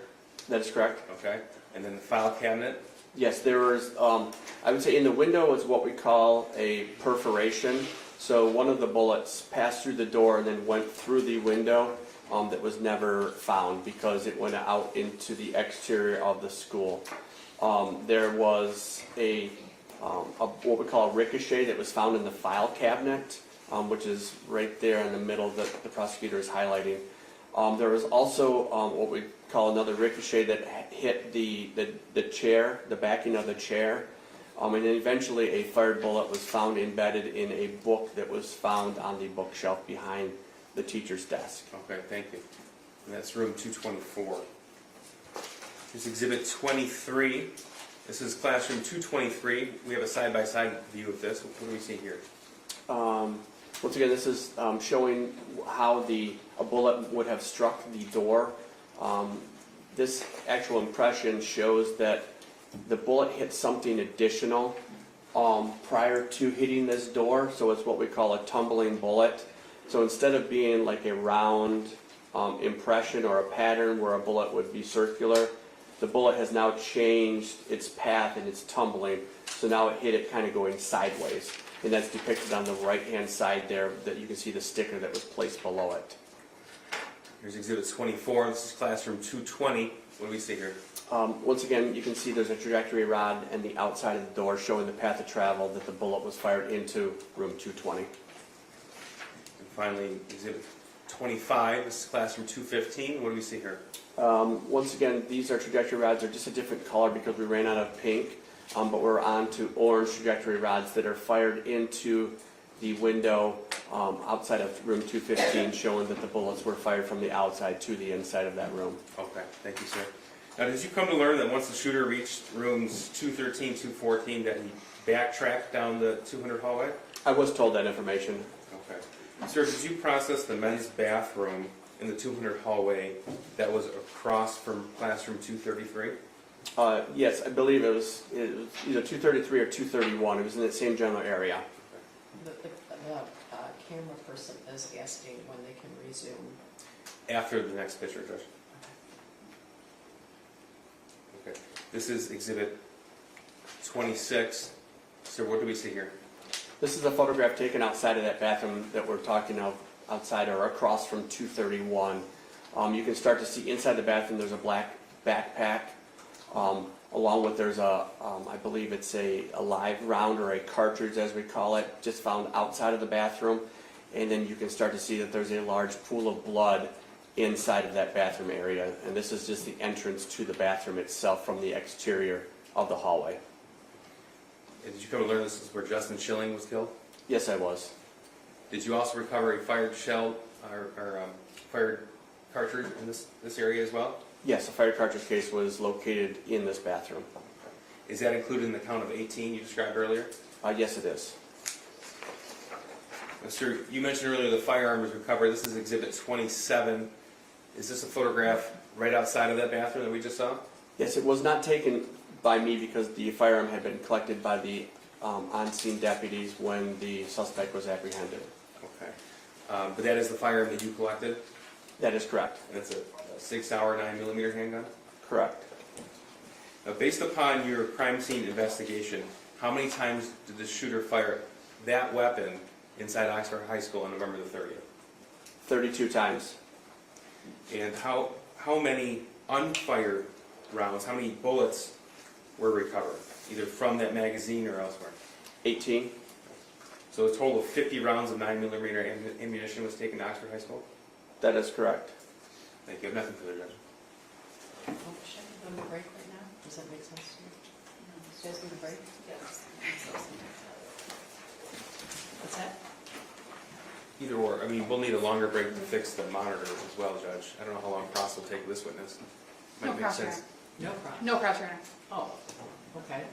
Do we ask someone about the monitor? Okay. I'm going to give you about a 10-minute break. I always say that, and then, I go back there and fires erupt. So we're going to need a moment to fix this monitor so that the witness can see it. It's kind of flashing. It's distracting. So, but someone will be right here. So we're going to give about a 10-minute break, all right? All right, you can step down when you're upstairs. Thank you, Your Honor. All rise for the jury.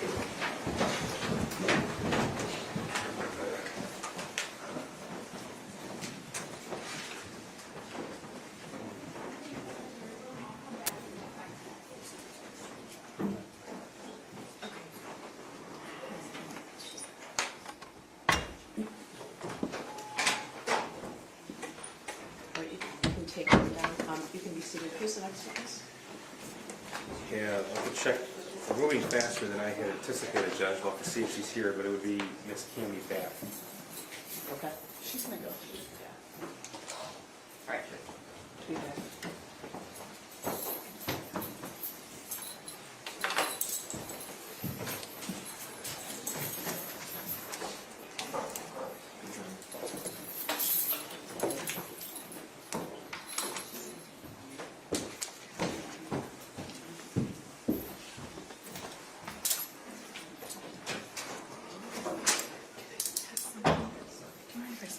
Yeah, she's going.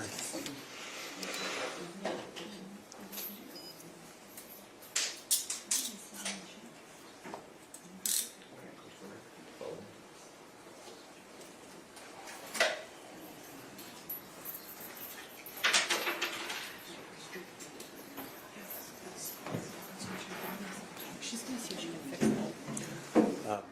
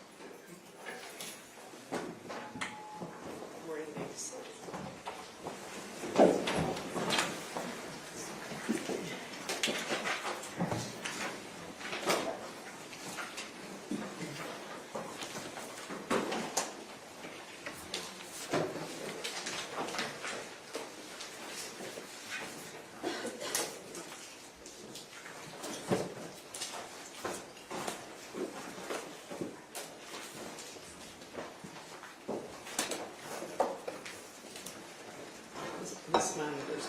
Great, thank you guys. They replaced it. They just put a whole new one out.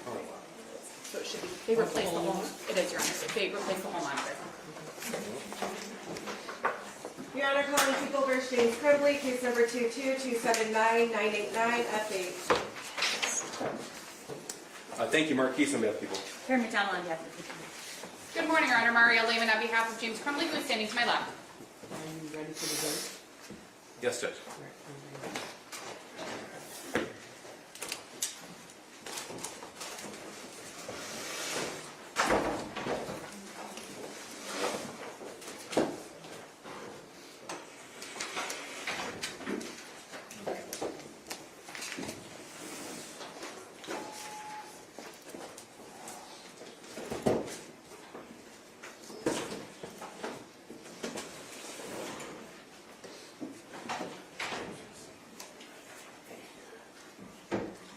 Oh, good.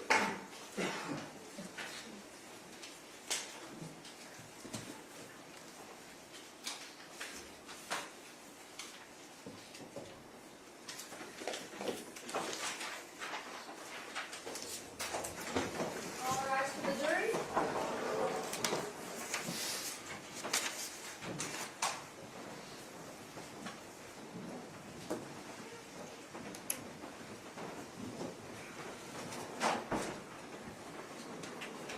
All right, you may be seated. Prosecutor, who's the next witness? Ms. Cammy Back. Good morning. Could you raise your right hand? Do you swear to affirm the testimony about the daily truth to help you God? All right, you can be seated. And then would you state your name for the record and can you spell your first and last name? Cammy Back, Cammy Back. Go ahead, prosecutor. Thank you. Good morning. Good morning. Miss, do you work at a retail store that sells firearms? I do, Okay, and where is that located? in Oxford, Michigan. Okay. And is that store federally licensed? Yes, it is. So it would be referred to as an FFL or federally firearms licensed dealer? Yes. And how long have you worked there? Approximately 4 years. What is your duties there? What are your duties there? At this time, I am the office manager. Okay. So with the office manager, are you familiar with the process to sell from an FFL a firearm to a customer? Yes. Okay. Could you walk us through the process, please? So when a customer comes in to purchase a firearm, they have to provide us with a driver's license Why do you ask for a driver's license? for picture ID Okay. to go on record. Did you check age as well? Yes. Okay. And what age are you looking for? 21 and over. Okay. Once I take that, I give the customer the 4473, which is the application. Thank you. Okay. For the firearm. Once that is filled out with their answers, I do the NICS check, which is the background. And once I do that, it'll come back whether it's proceed, delayed, or denied. Okay. So if I understand this correctly, if someone were to walk into the store and say, I want to purchase this firearm, you would ask for picture ID, and then that person would fill out the application for the firearm? Yes, And that's what you refer to as the 4473? yes, Okay. And is that also referred to as a firearms transaction record? yes. Okay. And then that person goes through, you take that information, and then what do you do with it? I put all their information into the computer, into the NICS system. Okay, and that's for background purposes? Yes, sir. Okay, and then it tells you either yes or no to proceed? Yes, Okay. And then the 4473, that's provided through the ATF, Alcohol, Tobacco, and Firearms, yes, okay? There's also a trigger lock statement that's provided as well, yes, and that's through Michigan State Police? yes. And tell me what that is, please. So once it's just a form stating, showing the customer that there is a trigger lock provided with the firearm that they are going to purchase. So they have to date and sign it, as Okay. long as we have to do it as well. Okay, and if that form has been dated and signed, and there's an indication that some kind of lock is provided, that means a lock was in fact provided for the purchase? Yes, Does your store also provide purchasers of handguns with a copy of the ATF Youth Handgun Safety Notice Act? Yes. Okay, and what is that? The Youth Act just gives the information of the do's and the don'ts with firearm around minors. Okay, and there's information posted around your store too, is that right? I'm sorry? There's information about that posted around your store as well? Yes, it is. And now, is this process that you described, is this the same process for every handgun sale in your store? Yes.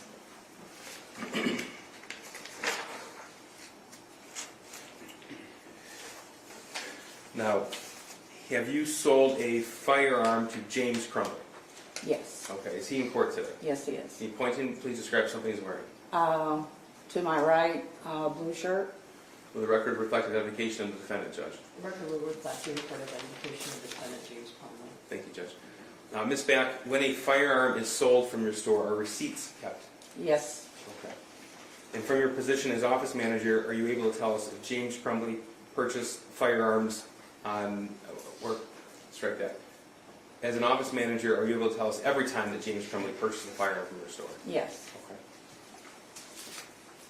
I'd like to first direct your attention to June of 2021. Miss, you've seen receipts, pistol sales records, trigger lock statements, firearms transaction records of firearm sales from your store to James Crumbley, is that right? Yes. Okay. So I'm going to, these have been admitted. It's exhibits 29, 30, 31, 32, 33, 34, 35, and 36 for the record. Okay. And Ms. Back, we'll go through those one by one. Sure. Okay.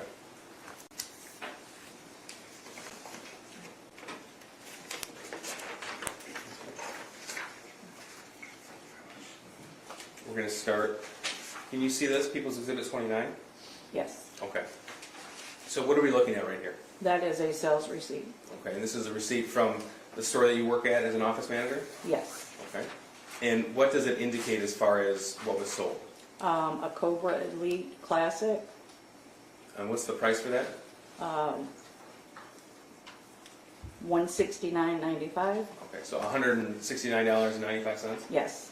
And it indicates 22 LR. What's that? The ammo. Okay, so it's a 22 caliber Yeah. gun, Yes. and this is a 2-shot pistol. Is that right? Yes. Okay, so this, what's the date of this receipt? June 15th of 21. Okay. And we have at the top here, underneath the date, name James Robert Crumbley. Yes. Okay, so that indicates that James Robert Crumbley was in your store and paid $180.15, that's the price with tax, for that handgun? Yes. Okay. This is Exhibit 30. What do we see here? This is a pistol sales record. Okay. And tell us, please, again, what is a pistol sales record? This is a record that you are given when you buy a pistol. He takes his copy that has to be dropped within 10 days of the purchase, and we keep a copy. What do you mean dropped? At their local sheriff's department, police department, whatever county they Okay. they live in. Okay, so this has James Robert Crumbley's name on it. It has the serial number of the firearm, and as you said, Cobra Classic 22 caliber. It has the shot, it says 2, so that indicates 2-shot. Yes. Okay. And it has the barrel length on there as well. Yes. But it says purchase transfer date June 16th, 21. What is that? So, when Mr. Crumbley came in to purchase this firearm, he possibly got a delayed, it seems, and he had to pick up the firearm prior to him getting to proceed, which I'm assuming was the next day. Okay. When you say delay, what does that mean? That his background check is still under review. Okay. And that can happen from time to time? Yes. So he paid for the gun on the 15th, but picked up the gun on the 16th? Yes. This is People's Exhibit 33. This is what? This is sales receipt?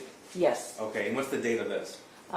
June 16th, 21. Okay, and again, the name James Robert Crumbley? Yes. Okay. But what's this receipt for? It's the purchase of another firearm. Okay. And that says Caltech P1722LR, Yes, and the amount for that is $299.95? yes. Okay, and then what else did he buy with that? He bought 2 boxes of ammo, Okay, and what was the price per each box of ammo? $14.95. Okay, and so he spent a grand total of $349.64 on June 16th? Yes, All right. So, if he picked up the Classic on June 16th, and while he was in the store, or at some point that day, he also paid for this Caltech? yes. This is Exhibit 34, another pistol sales record. What is this of? This is the pistol sales records for the Caltech P17. Again, the purchase date here is 6/17/21. Okay, so what would that indicate to you then if he paid for it on the 16th, but he received possession of it on the 17th? That he is either delayed or his research was taking too long, so he chose to leave our store and come back at a later date or time that day Mm-hmm. to pick his gun up. Okay, so then he would actually pick it up on the 17th then? Yes. Okay. Now, I'm going to direct your attention now to November the 26th of 2021. On that day, do you recall selling a firearm to the defendant, Mr. Crumbley? Yes. This is Exhibit 37 here. What is this? That is the 6-hour SP 2022 Okay. And sales receipt. this is dated November 26, 2021? Yes. Okay. And how much did the 6-hour cost? $489.95. Okay, so with tax, he paid a total of $519.35? Yes. All right. And what is the date of when he walked out of the store with that gun? 11/26/21. Okay, so on that date, he paid for it and walked out at the same day. Yes. Now, on these pistol sales records, we also have a box here that indicates serial number. Yes. Okay. To your knowledge, does every firearm have a unique serial number? Yes, they do. Was the defendant with anyone when he made this purchase of the 6-hour 9mm? Yes. And tell me about that, please. Mr. Crumbley had another gentleman with him, a younger guy. And when I came out of the office, him and the gentleman, he was standing at the counter, the showcase. When we say gentleman, did you come to learn who that person was? Yes, his son. Okay. He was standing at the showcase and his son was standing behind him. Okay.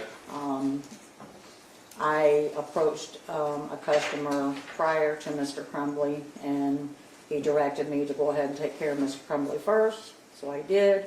Mr. Crumbley asked to see the 6-hour, said he had had his eye on that for quite some time, and just because he is a familiar face to our store, I looked at him and said, you know the drill, I need your license. Took that, made copies, while he was filling out his application. Okay. And once that was done, I ran him and through the NICS system for his background check. And once I finished that up, I told Mr. Crumbley, he was in research, that Chris, which is another employer, would be taking his cell over.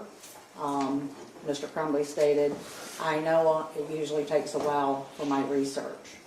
And him and his son walked away, went over to the holster wall. I don't recall any interaction with them once they walked away from the counter. Okay. So before you helped them, before the defendant pointed to the 9mm SIG, did he shop around at all, or did he just point to that gun? As I came out of the office, they were right at the showcase with that gun. Okay. That was the only one he picked out. Now, for this gun, the 6-hour, did he pay with cash or credit card? I did not finish the transaction, but through what I saw, observed from the office side of it. Sure. As your role as an office manager, were you able to tell us? Yes, it was Okay. cash, Okay. And how were you able to make that determination? through receipts. Okay.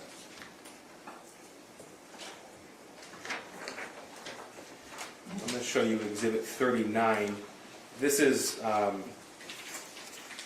portion of a firearms transaction record. Zoomed in so you can see it. May I approach the witness? Sure. Ms. Back, this is the,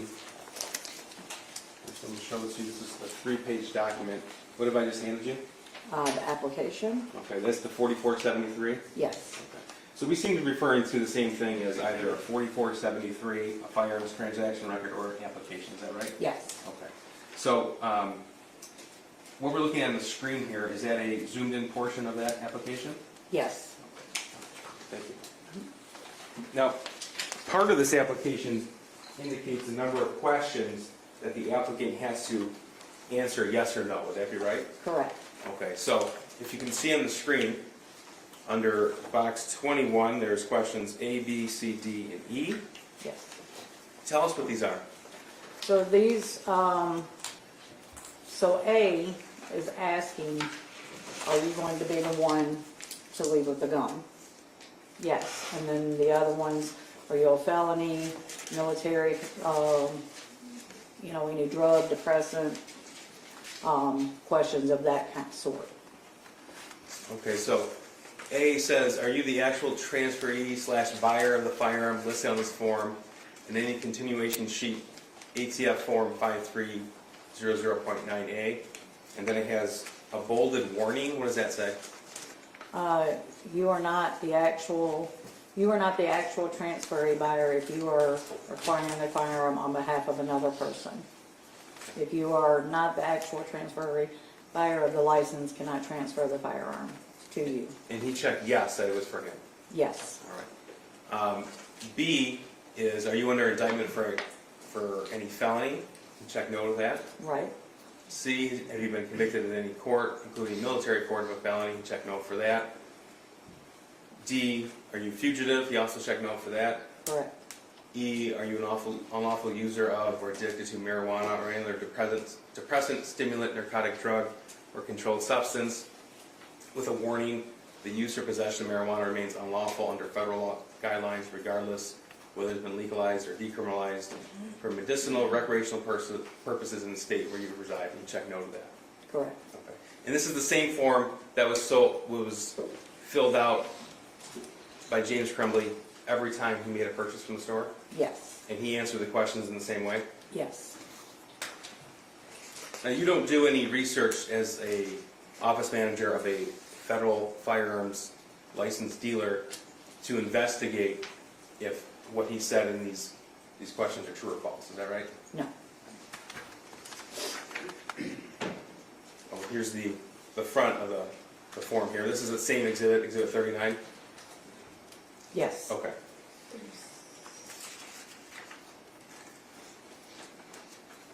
Now, did the 6 hour come in a plastic case? yes it did.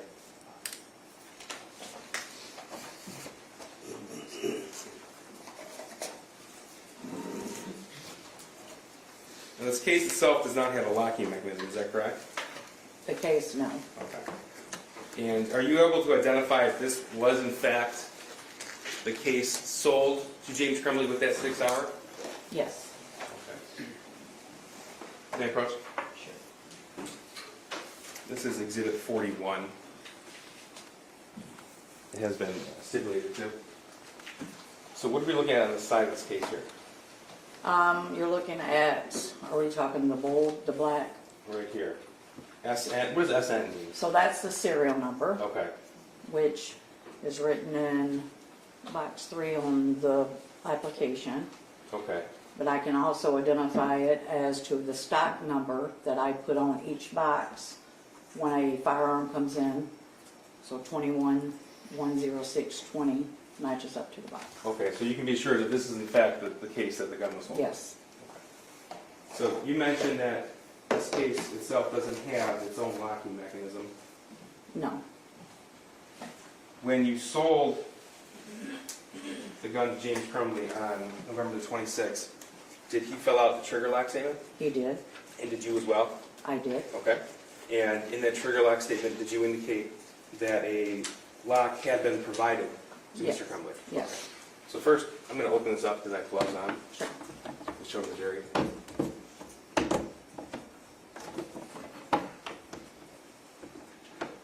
In this case, it's provided, it has an insignia SIG on it. Yes. So this is provided by Sig Sauer, the manufacturer of the gun? Yes. Okay.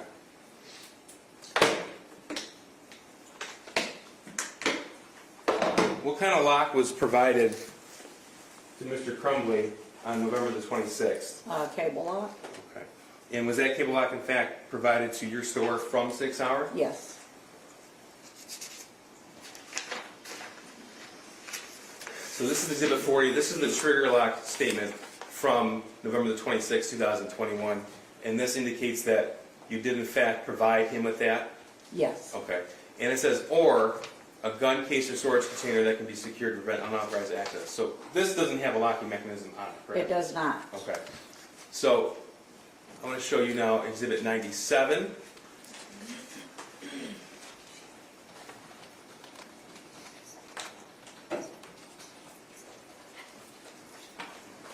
Exhibit 97, specifically on the right part of the screen here. What do we see here?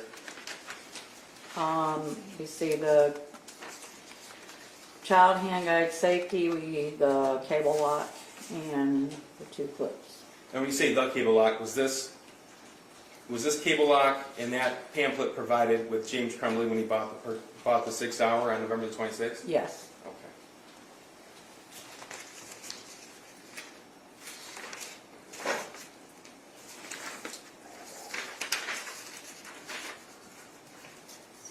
One moment, Your Honor.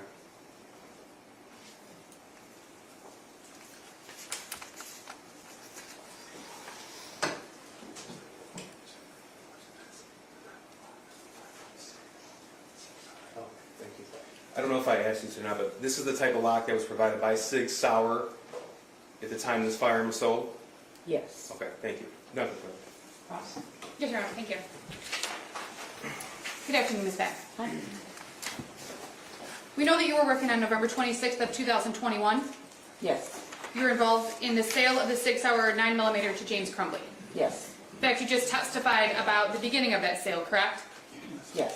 That you came out of the office, Yes. that you approached a different customer, Yes. then you approached Mr. Crumbley, Yes. who was standing at the counter.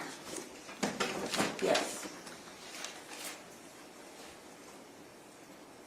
You testified that Mr. Crumbley knew which firearm he wanted. Yes. You recall that you had some conversation with Mr. Crumbley, I did not have a conversation with him. standing at the counter. I approached him and asked if he need help. And did you converse with him? Did you talk with him at all? No, I did not.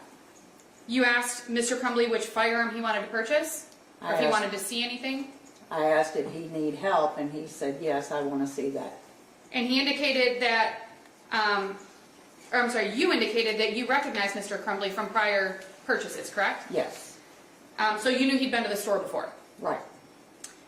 He knew which handgun he wanted, and he indicated to you that it was based on prior visits, if you recall. No. He said he had his eye on that gun for a while, so that means he could have been in the shop looking at it, could have been online looking at it. I don't know, I didn't inquire that. You testified previously in this case? Yes. Specifically, you testified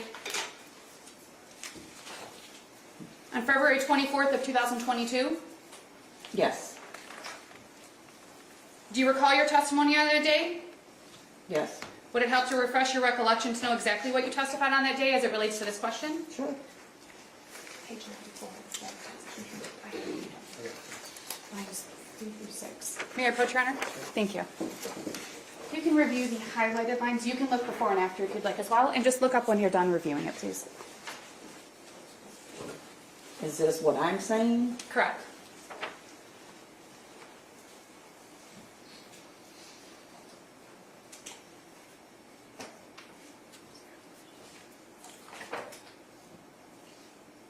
So this is saying what I just said? May I approach? Sure. Thank you. And the question was, you do recall, however, that he was very clear that he wanted one handgun based on his prior visits to the store. Your answer was yes.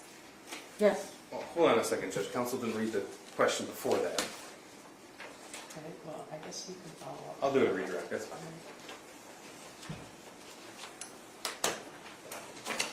There was also some discussion, if you recall, you testified that Mr. Crumbley said, you testified on February 24th of 2022 that Mr. Crumbley said he had his eye on that firearm for a few days, if you recall. He didn't say a few days, he said quite some time. Your testimony was that he said that he had his eye on it for a few days, if you recall that testimony. Which page, Council? Yes, page 88, Thank you. specifically lines 3 through 4. Thank you.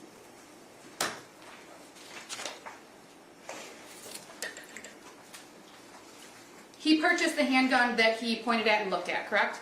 The Yes. 6 Sauer? Yes, You had no reason to believe that Mr. Crumbley was buying the firearm for anybody else. no, In fact, you said that you called him the younger guy who was there, was standing behind him, yes, behind Mr. Crumbley, I'm sorry. yes, You didn't see Mr. Crumbley having any conversations with that younger guy prior to approaching them at the counter, correct? no, At some point, you handed the sale off to, I think you said Chris. yes, If you recall, you didn't see any conversations between Mr. Crumbley and that younger guy about the purchase of that firearm after you handed off the sale, I correct? did not. You didn't hear Mr. Crumbley say anything to the individual that he was standing with about buying the handgun for him? No, And we identified, you later learned that the individual with him was his son. yes, You didn't hear or see his son say anything to Mr. Crumbley about, that's the one I want. no, In fact, you saw no exchange between them whatsoever. none, You testified that provided with the sale of firearms at your store is also an ATF handgun notice, correct? yes, And in that ATF handgun notice, are you familiar with that pamphlet, the safety notice? yes, We can see it in the picture, correct? yes, You've reviewed that previously?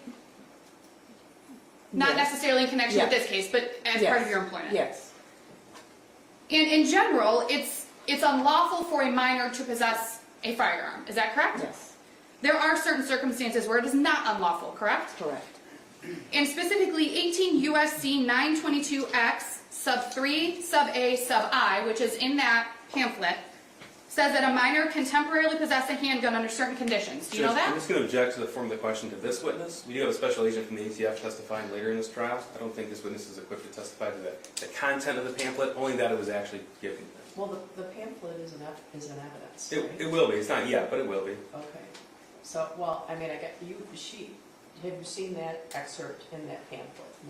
I mean, not all the numbers, I mean, I couldn't recall all the, I mean, asking Ms. Back to recall the specific site from the United States Code is a little bit difficult for her. I'll ask her for the content then, Your Honor. I was trying to be complete in my question, but I'll just ask her if she recalls the content. You know that that pamphlet directs that a minor can temporarily possess a handgun under certain conditions, correct? Are you familiar with that part of the pamphlet? I'm sorry, read that, Yes, that a minor can temporarily possess a handgun under certain conditions. yes, Included in that is target practice, correct? yes, To your knowledge, and this is just your knowledge, I'm not asking you about anything that you may know about anything after they left the store, but while they were in the store, to your knowledge, you never saw Mr. Crumbley allow his son to possess that Sig Sauer without his permission no, or his supervision. no, Based on your knowledge of the law, and this is just your knowledge of the law, it is not illegal for Mr. Crumbley to allow his son to use that Sig Sauer or any handgun at a shooting range. no, Or for Mr. Crumbley's son to handle the firearm while at home if Mr. Crumbley is supervising him. Doesn't object to the form of the question. She's talking about, that's two different things. Yeah, well, you can't ask her if it's legal or illegal, but you can ask her if she's familiar with what was in the pamphlet. If that's in the pamphlet, she's familiar with it, she can testify. Correct, Your Honor. That was a continued question of based on your knowledge of the law. I'm asking her about her knowledge. Okay, now I'm going to object to the relevance, Judge. She's an office manager for the store that sold the firearm. Asking her what her knowledge of the law is not appropriate, Judge. It's an improper question. Well, yeah, why does her knowledge of that law, why is that relevant? Your Honor, I would think that as somebody who's an office manager of a firearms store that she would have knowledge of firearms laws. Okay, but she might, but why is it relevant to these proceedings? I think you have an ATF guy, right? I can ask him as well, Judge. Okay, yeah, her knowledge of the pamphlet, because she reviewed it and gave it to Mr. Crumbley, would be relevant, but I don't think her knowledge of the law is relevant to these proceedings. Thank you, Judge. Regarding the trigger lock statement, that was, which exhibit was that? You had a few of them, but we'll look at exhibit 40. Oh, let me see if I made it work. Exhibit 40 is the trigger lock statement. This was the one specifically from November 26th of 2021, correct? Yes. The trigger lock statement simply, in bold, right above purchaser dealer, in bold, that statement indicates that signing of that form just shows that that sale was done in compliance with the law, correct? Yes. That a cable lock or a locking box or a storage box was provided, correct? Yes. There's nothing on there that's an acknowledgement that the purchaser is going to use the cable lock, correct? Correct. There's nothing directing that the purchaser has to use the cable lock, is that correct?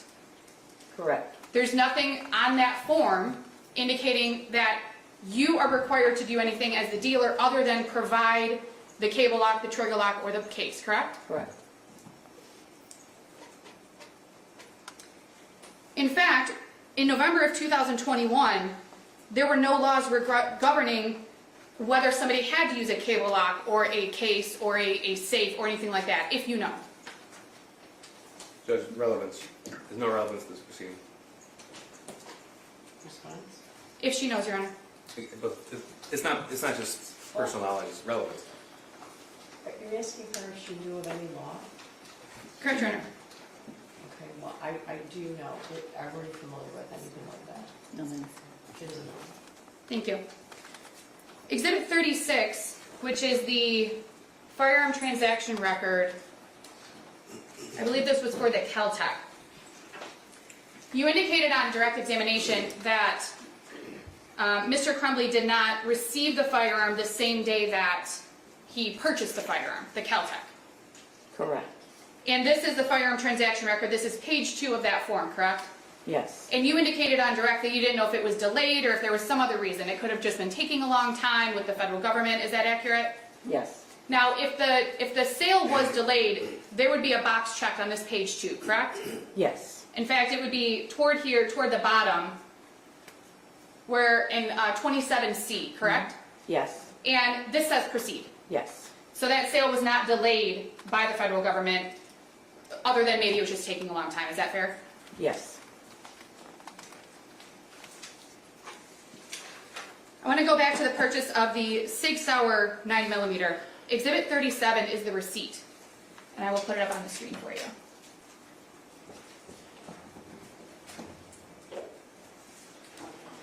This is the receipt of the Sig Sauer purchase on November 26th of 2021, correct? Yes. And on there we see that the firearm is listed. It says 1 Sig Sauer SP2 2022. Yes. There's a serial number, SN/ and then it has numbers and letters. Yes. Has a price, Yes. Mr. Crumbley's contact information, Yes. his driver's license, Yes. shows it was paid, correct? Yes. Mr. Crumbley's signature, the Yes. stock number, Yes. the tax amount. Yes. There's no ammunition listed, correct? I'm sorry? There's no ammunition listed, correct? Correct. To your knowledge, James Crumbley did not purchase ammunition with the Sig Sauer on November 26th of 2021, correct? If he had, you would have had a receipt for it at your store, correct? Yes. I have no further questions, Your Honor. Briefly, thank you. Ms. Back, if the defendant's son would have walked in with the defendant and pointed at that 9mm and said, "Hey, Dad, that's the one I want," would you have sold it to him? No. Okay. And in fact, in your store, there's information posted that says, "Don't buy for somebody else." Correct. Okay. Now that the trigger lock statement, that is to ensure that the firearm dealer provides the tool to make it safe to the buyer of the gun. Is that right? Yes. Whose responsibility it is to actually make the gun safe? The buyer. Thank you. Nothing further. All right, I'm going to allow you to step down and you're excused. Thank you. Thank you. Your lunches are here. So because of the time to stop, can I ask you to come back at 1 o'clock? Is 1 o'clock okay? Enough time? All right, please do not discuss the case with each other or anyone else. careful who you come into contact with in the courthouse. Don't look at any kind of media, social media, newspapers, don't do any research, don't text or Google about the case, all right? All right, we'll see you back at 1 o'clock. All rise for the jury.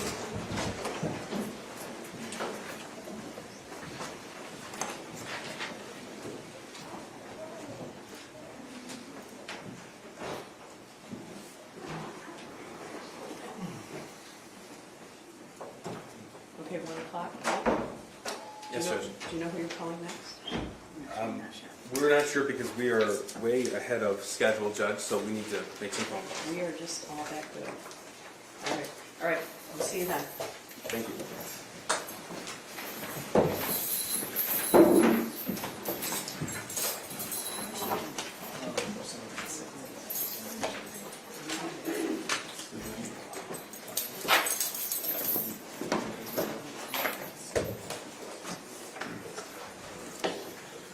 We might as well take it.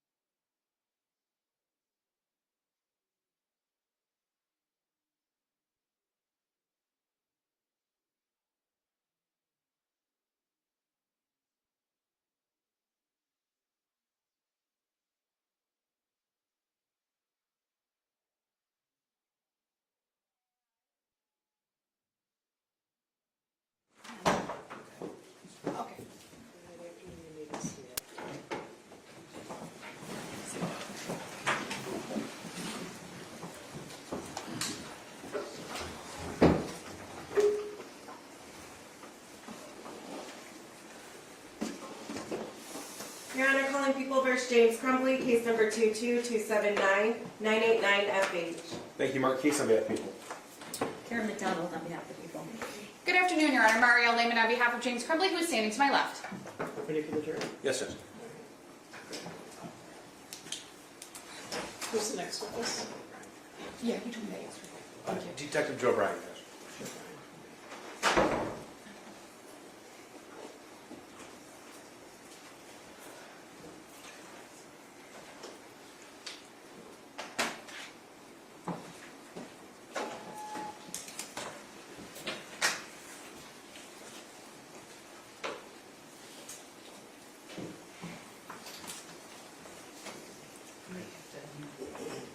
There's a button on the bottom of it. That's over here. On this side.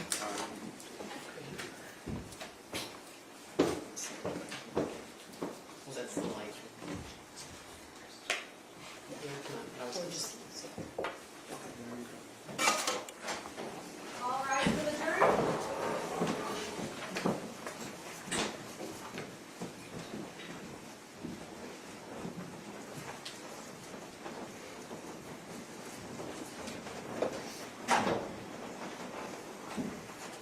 All right, you may be seated. Next witness, prosecutor. Detective Sergeant Joe Bryan, Judge.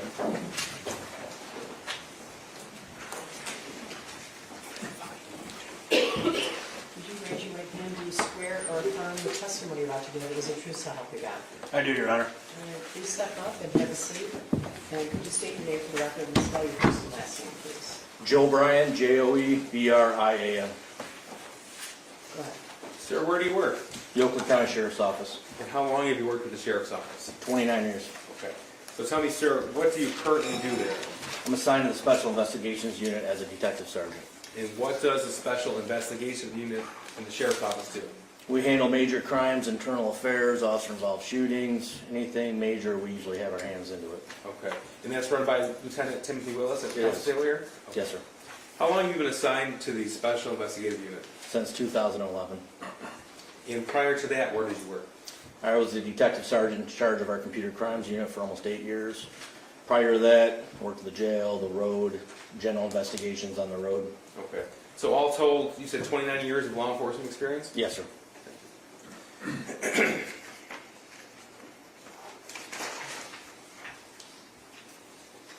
Sir, I'd like to direct your attention to November the 30th of 2021. Do you recall that day? I do. Were you working that day? I was. Were you made aware of the shooting at Oxford High School? I was. Do you recall how you were made aware of that? My supervisor, Lieutenant Willis, called me on the phone. And did you respond to the school? Eventually, I was heading that way, then I got diverted. And tell me what happened. Lieutenant Willis called me and asked if I would go to the Oxford substation to attempt some interviews. Okay. And we say attempt some interviews. Interviews of who? The shooter, the responsible. Okay, so the shooter was arrested at the Oxford High School on November the 30th and taken to where? The Oxford substation.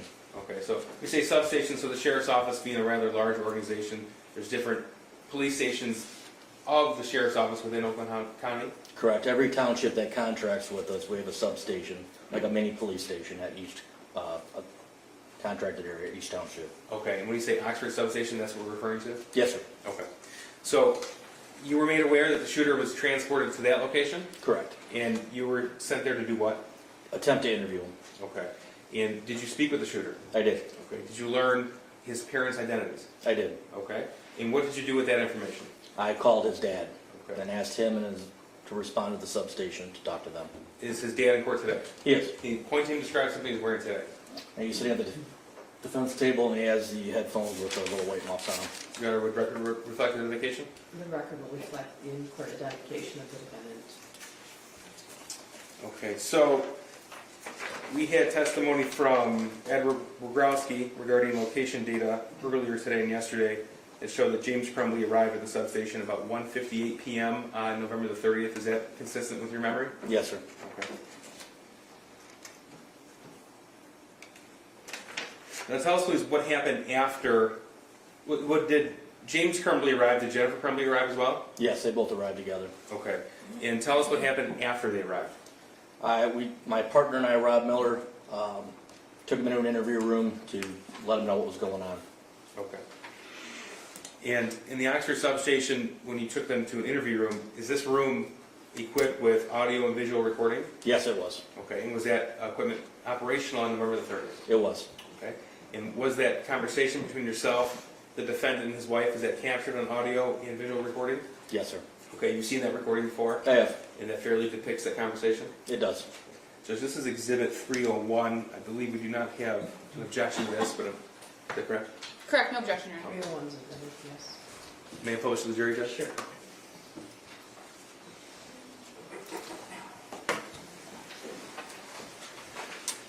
So as we wait for the... Let me know if we need the sound adjusted. Thank you, Judge. Before I press play, the top right corner of the screen here reflects 14:58. The time is actually 13:58. Would that be correct? That's correct. And is that because of daylight savings? I'm assuming. Okay. So the actual time this begins is 1:58 p.m. on November the 30th. That's correct.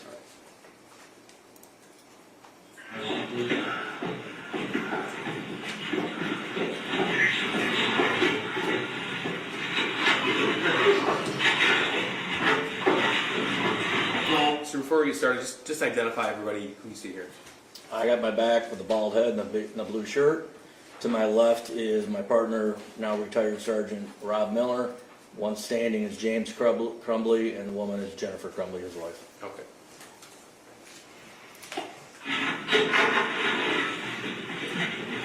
We have Ethan with us. Obviously, we don't know all what happened yet, because everything's still ongoing. It's our understanding he wasn't involved in a school shooting. He was the one who did everything.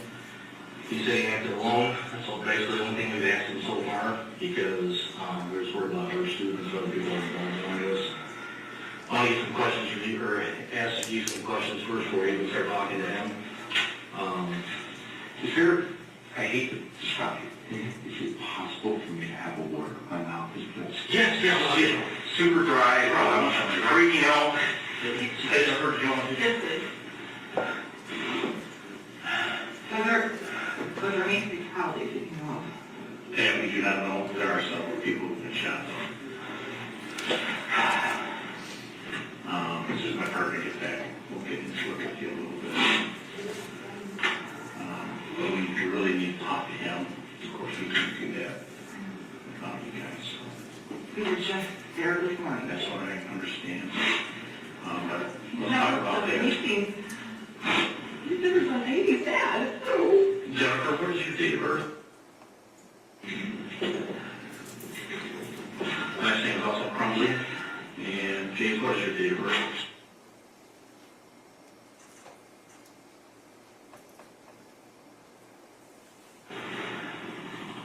Thank you. Just going to pause it for a second, just for where it was redacted because personal information was being discussed? That's correct. Okay, personal identifying information, I should say. Yes, sir. Coming in for everybody. I understand there was an issue this recently. Was there? This morning. What went down this morning? Well, he was writing, yes, certainly the picture. He was doodling on a test. For a practice test. Do you think we should probably have a lawyer? That's up to you. I think we probably should have a lawyer. I think we can speak I know. to the cops. And It just, we'll Certainly. And here's our perspective right now. This thing is still very, very fresh. right? All right, people are still on their way to the hospital and such. We need to know what his state of mind is. Is there explosive devices anywhere? Is there other guns anywhere? Did he hide guns, ammunition, explosive devices? Are there any other victims? We need to know these things quite rapidly. Okay. I was in town. I saw all you guys go to, I'm fair about it. When I see 5, I start concerned. I headed to the high school, obviously couldn't get to the high school, turned into the Meyer parking lot, and I saw these kids standing outside. I'm trying to call my son, make sure he's okay, and He texted me that he loved me. he texted you that? And somebody said that there was an active shooter. 35 minutes before he called me, but I was Freaked out I went because down of to the school. the He situation. was drawing that on the paper, and the counselor called it down. So really, you make a bigger. I don't know. What did the text say? I don't know, maybe. No, it was texted to me Oh. from the counselor. Counselor. I texted Ethan at 12:21, you okay? He said, yeah, just got back from lunch. I said, you know, you can talk to us, we won't judge. He goes, I know, thank you, I'm sorry for that, I love you. I said, I love you too.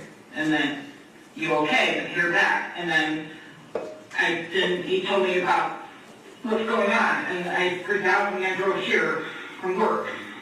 And then, that's where we're at. What time did you text him? That was at 12:21, and he's just getting back from lunch. But you guys had a meeting with the counselor this morning, was Yeah. it rule? Yeah. I said, quick answers. What, was it the first hour, second one, what time was it? I got to school at 10:30, I don't remember So it what would have been earlier, first or second hour, I don't know. And what did he say?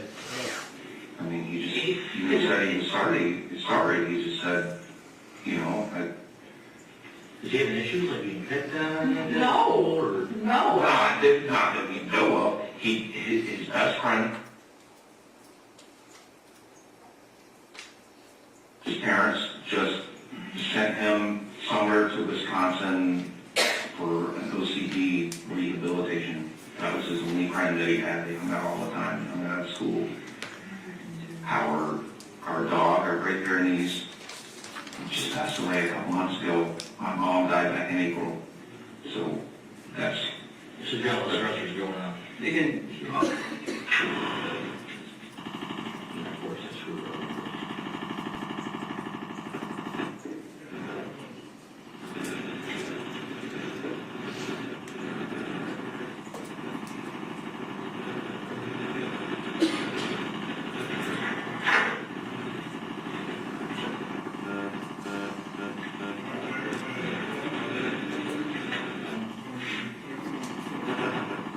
Appreciate, you know, you guys go over this with them, like, where's that with the, like, rules? They may ask them, like, what the... No, the counselor just... The counselor said, you know, there's no... I honestly, I didn't even, like, think about that, because...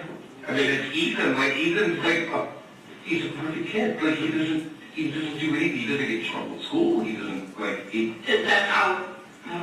As your gun? What kind of gun is it? It's a 6-liter 9mm. Where was the gun at? It was hidden in our arm, in the case. And the bullets were hidden in a completely different spot. Underneath some jeans. I raced home. And the guy messenger, you saw the cops. After I saw the cops, after I found I was an active shooter, after what went on this morning, I immediately raced home and found the gun in his hand. That's when I called you guys. I called you guys right away and let you know. Okay. Where, how far away is your guys' house from the high school? Take right You live on the street. I don't know that. He walked between from school. It's really right in the village.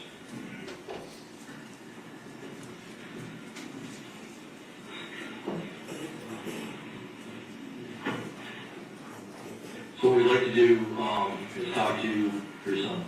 And obviously you mentioned our lawyer. He is totally entitled to one. That's gonna be all to you guys, because it's his age. We would like... I'm not the Andy right now. Okay. Andy, okay. Can Andy handle... Andy can get me somebody. We would like a lawyer present before we do any question from here on out. Okay. And no disrespect to you guys, I mean, it's on this one. I only see this stuff on TV at school. All I know is they were talking to the counselor about that, they texted me, and we went down there, and That's all that was about. that's all it was about. And he didn't seem worried about it, and he said he was more than welcome to stay at school, or he could go home, and I really wish we Would have taken could go home.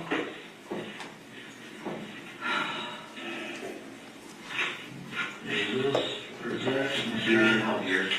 for the time being, then we, he's been arrested, he's maybe go to, either jail or children's visitor for a short time. So we're going to talk to him, so, that's where we're at. Any medical conditions, any mental conditions we need to be aware of? Especially if it's anxiety before it's out, and maybe there's something he's Do you have any meds or anything like that that you have at home that you might need to bring through? No meds, no, is there no treatment for mental health, anything like that?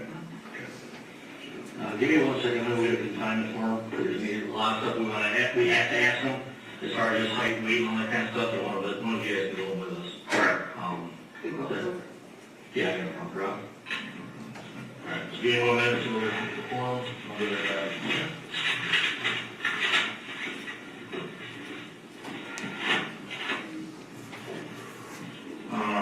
Here. Oh, yeah. Let me sure so, the same.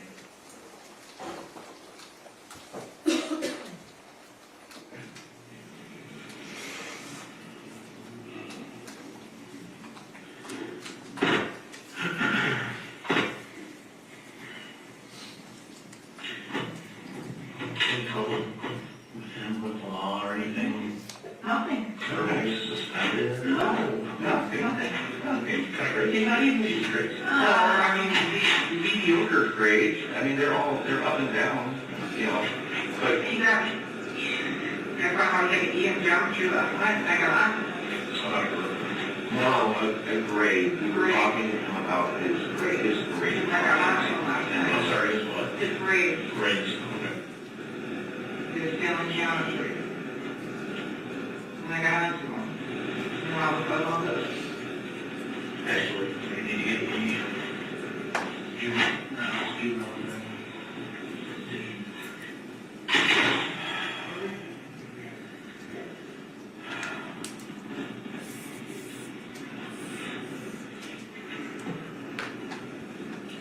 Oh, he's gonna be safe, okay? He's not hurt at all. I think it's gonna get worse for his better. At this point right now, it's all pretty fresh. We don't know. Say how many people are hurt, if anybody's died, we don't know. At this point.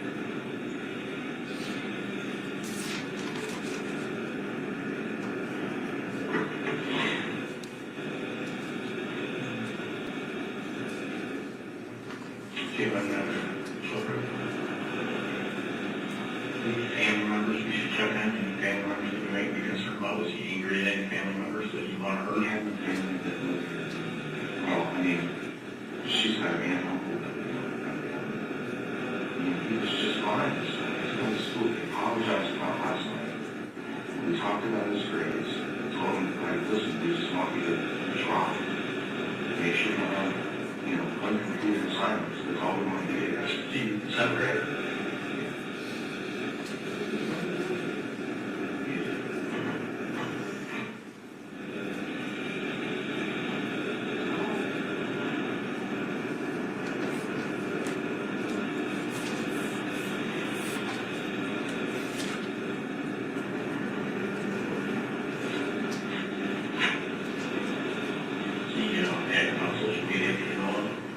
Not Facebook, Instagram. Yes, something. No.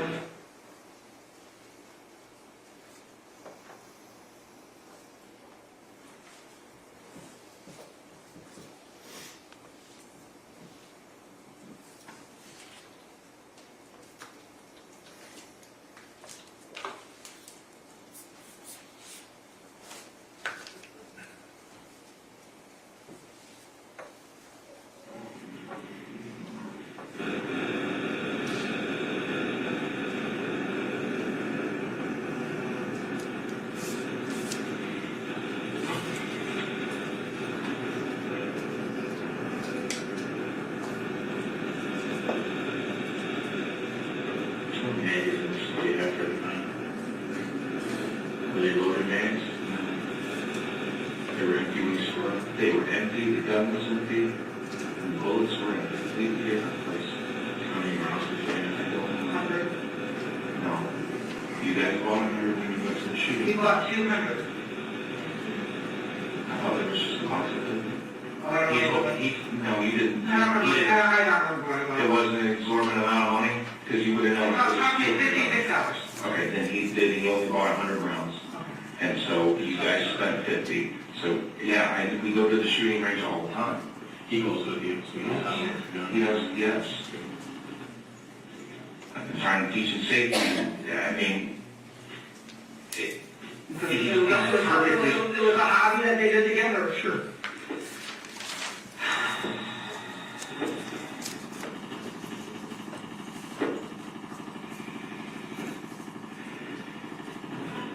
Still not gonna release this game either. He's a juvenile, they won't do that. Hmm? No, they will not. He's a juvenile, they won't release his money.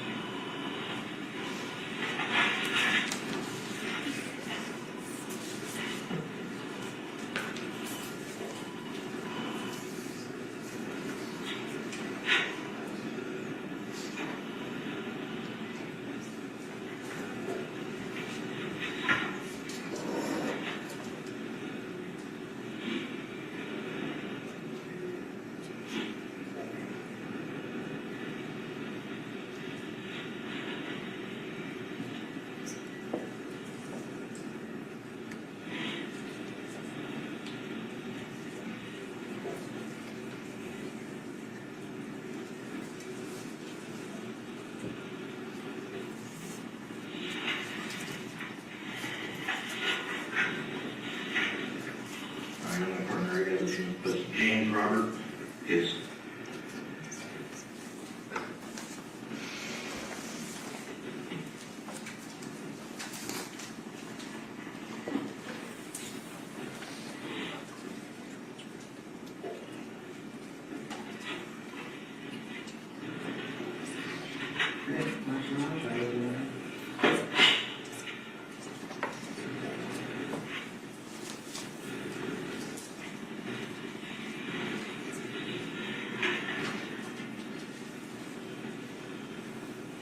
Jennifer, what's your number?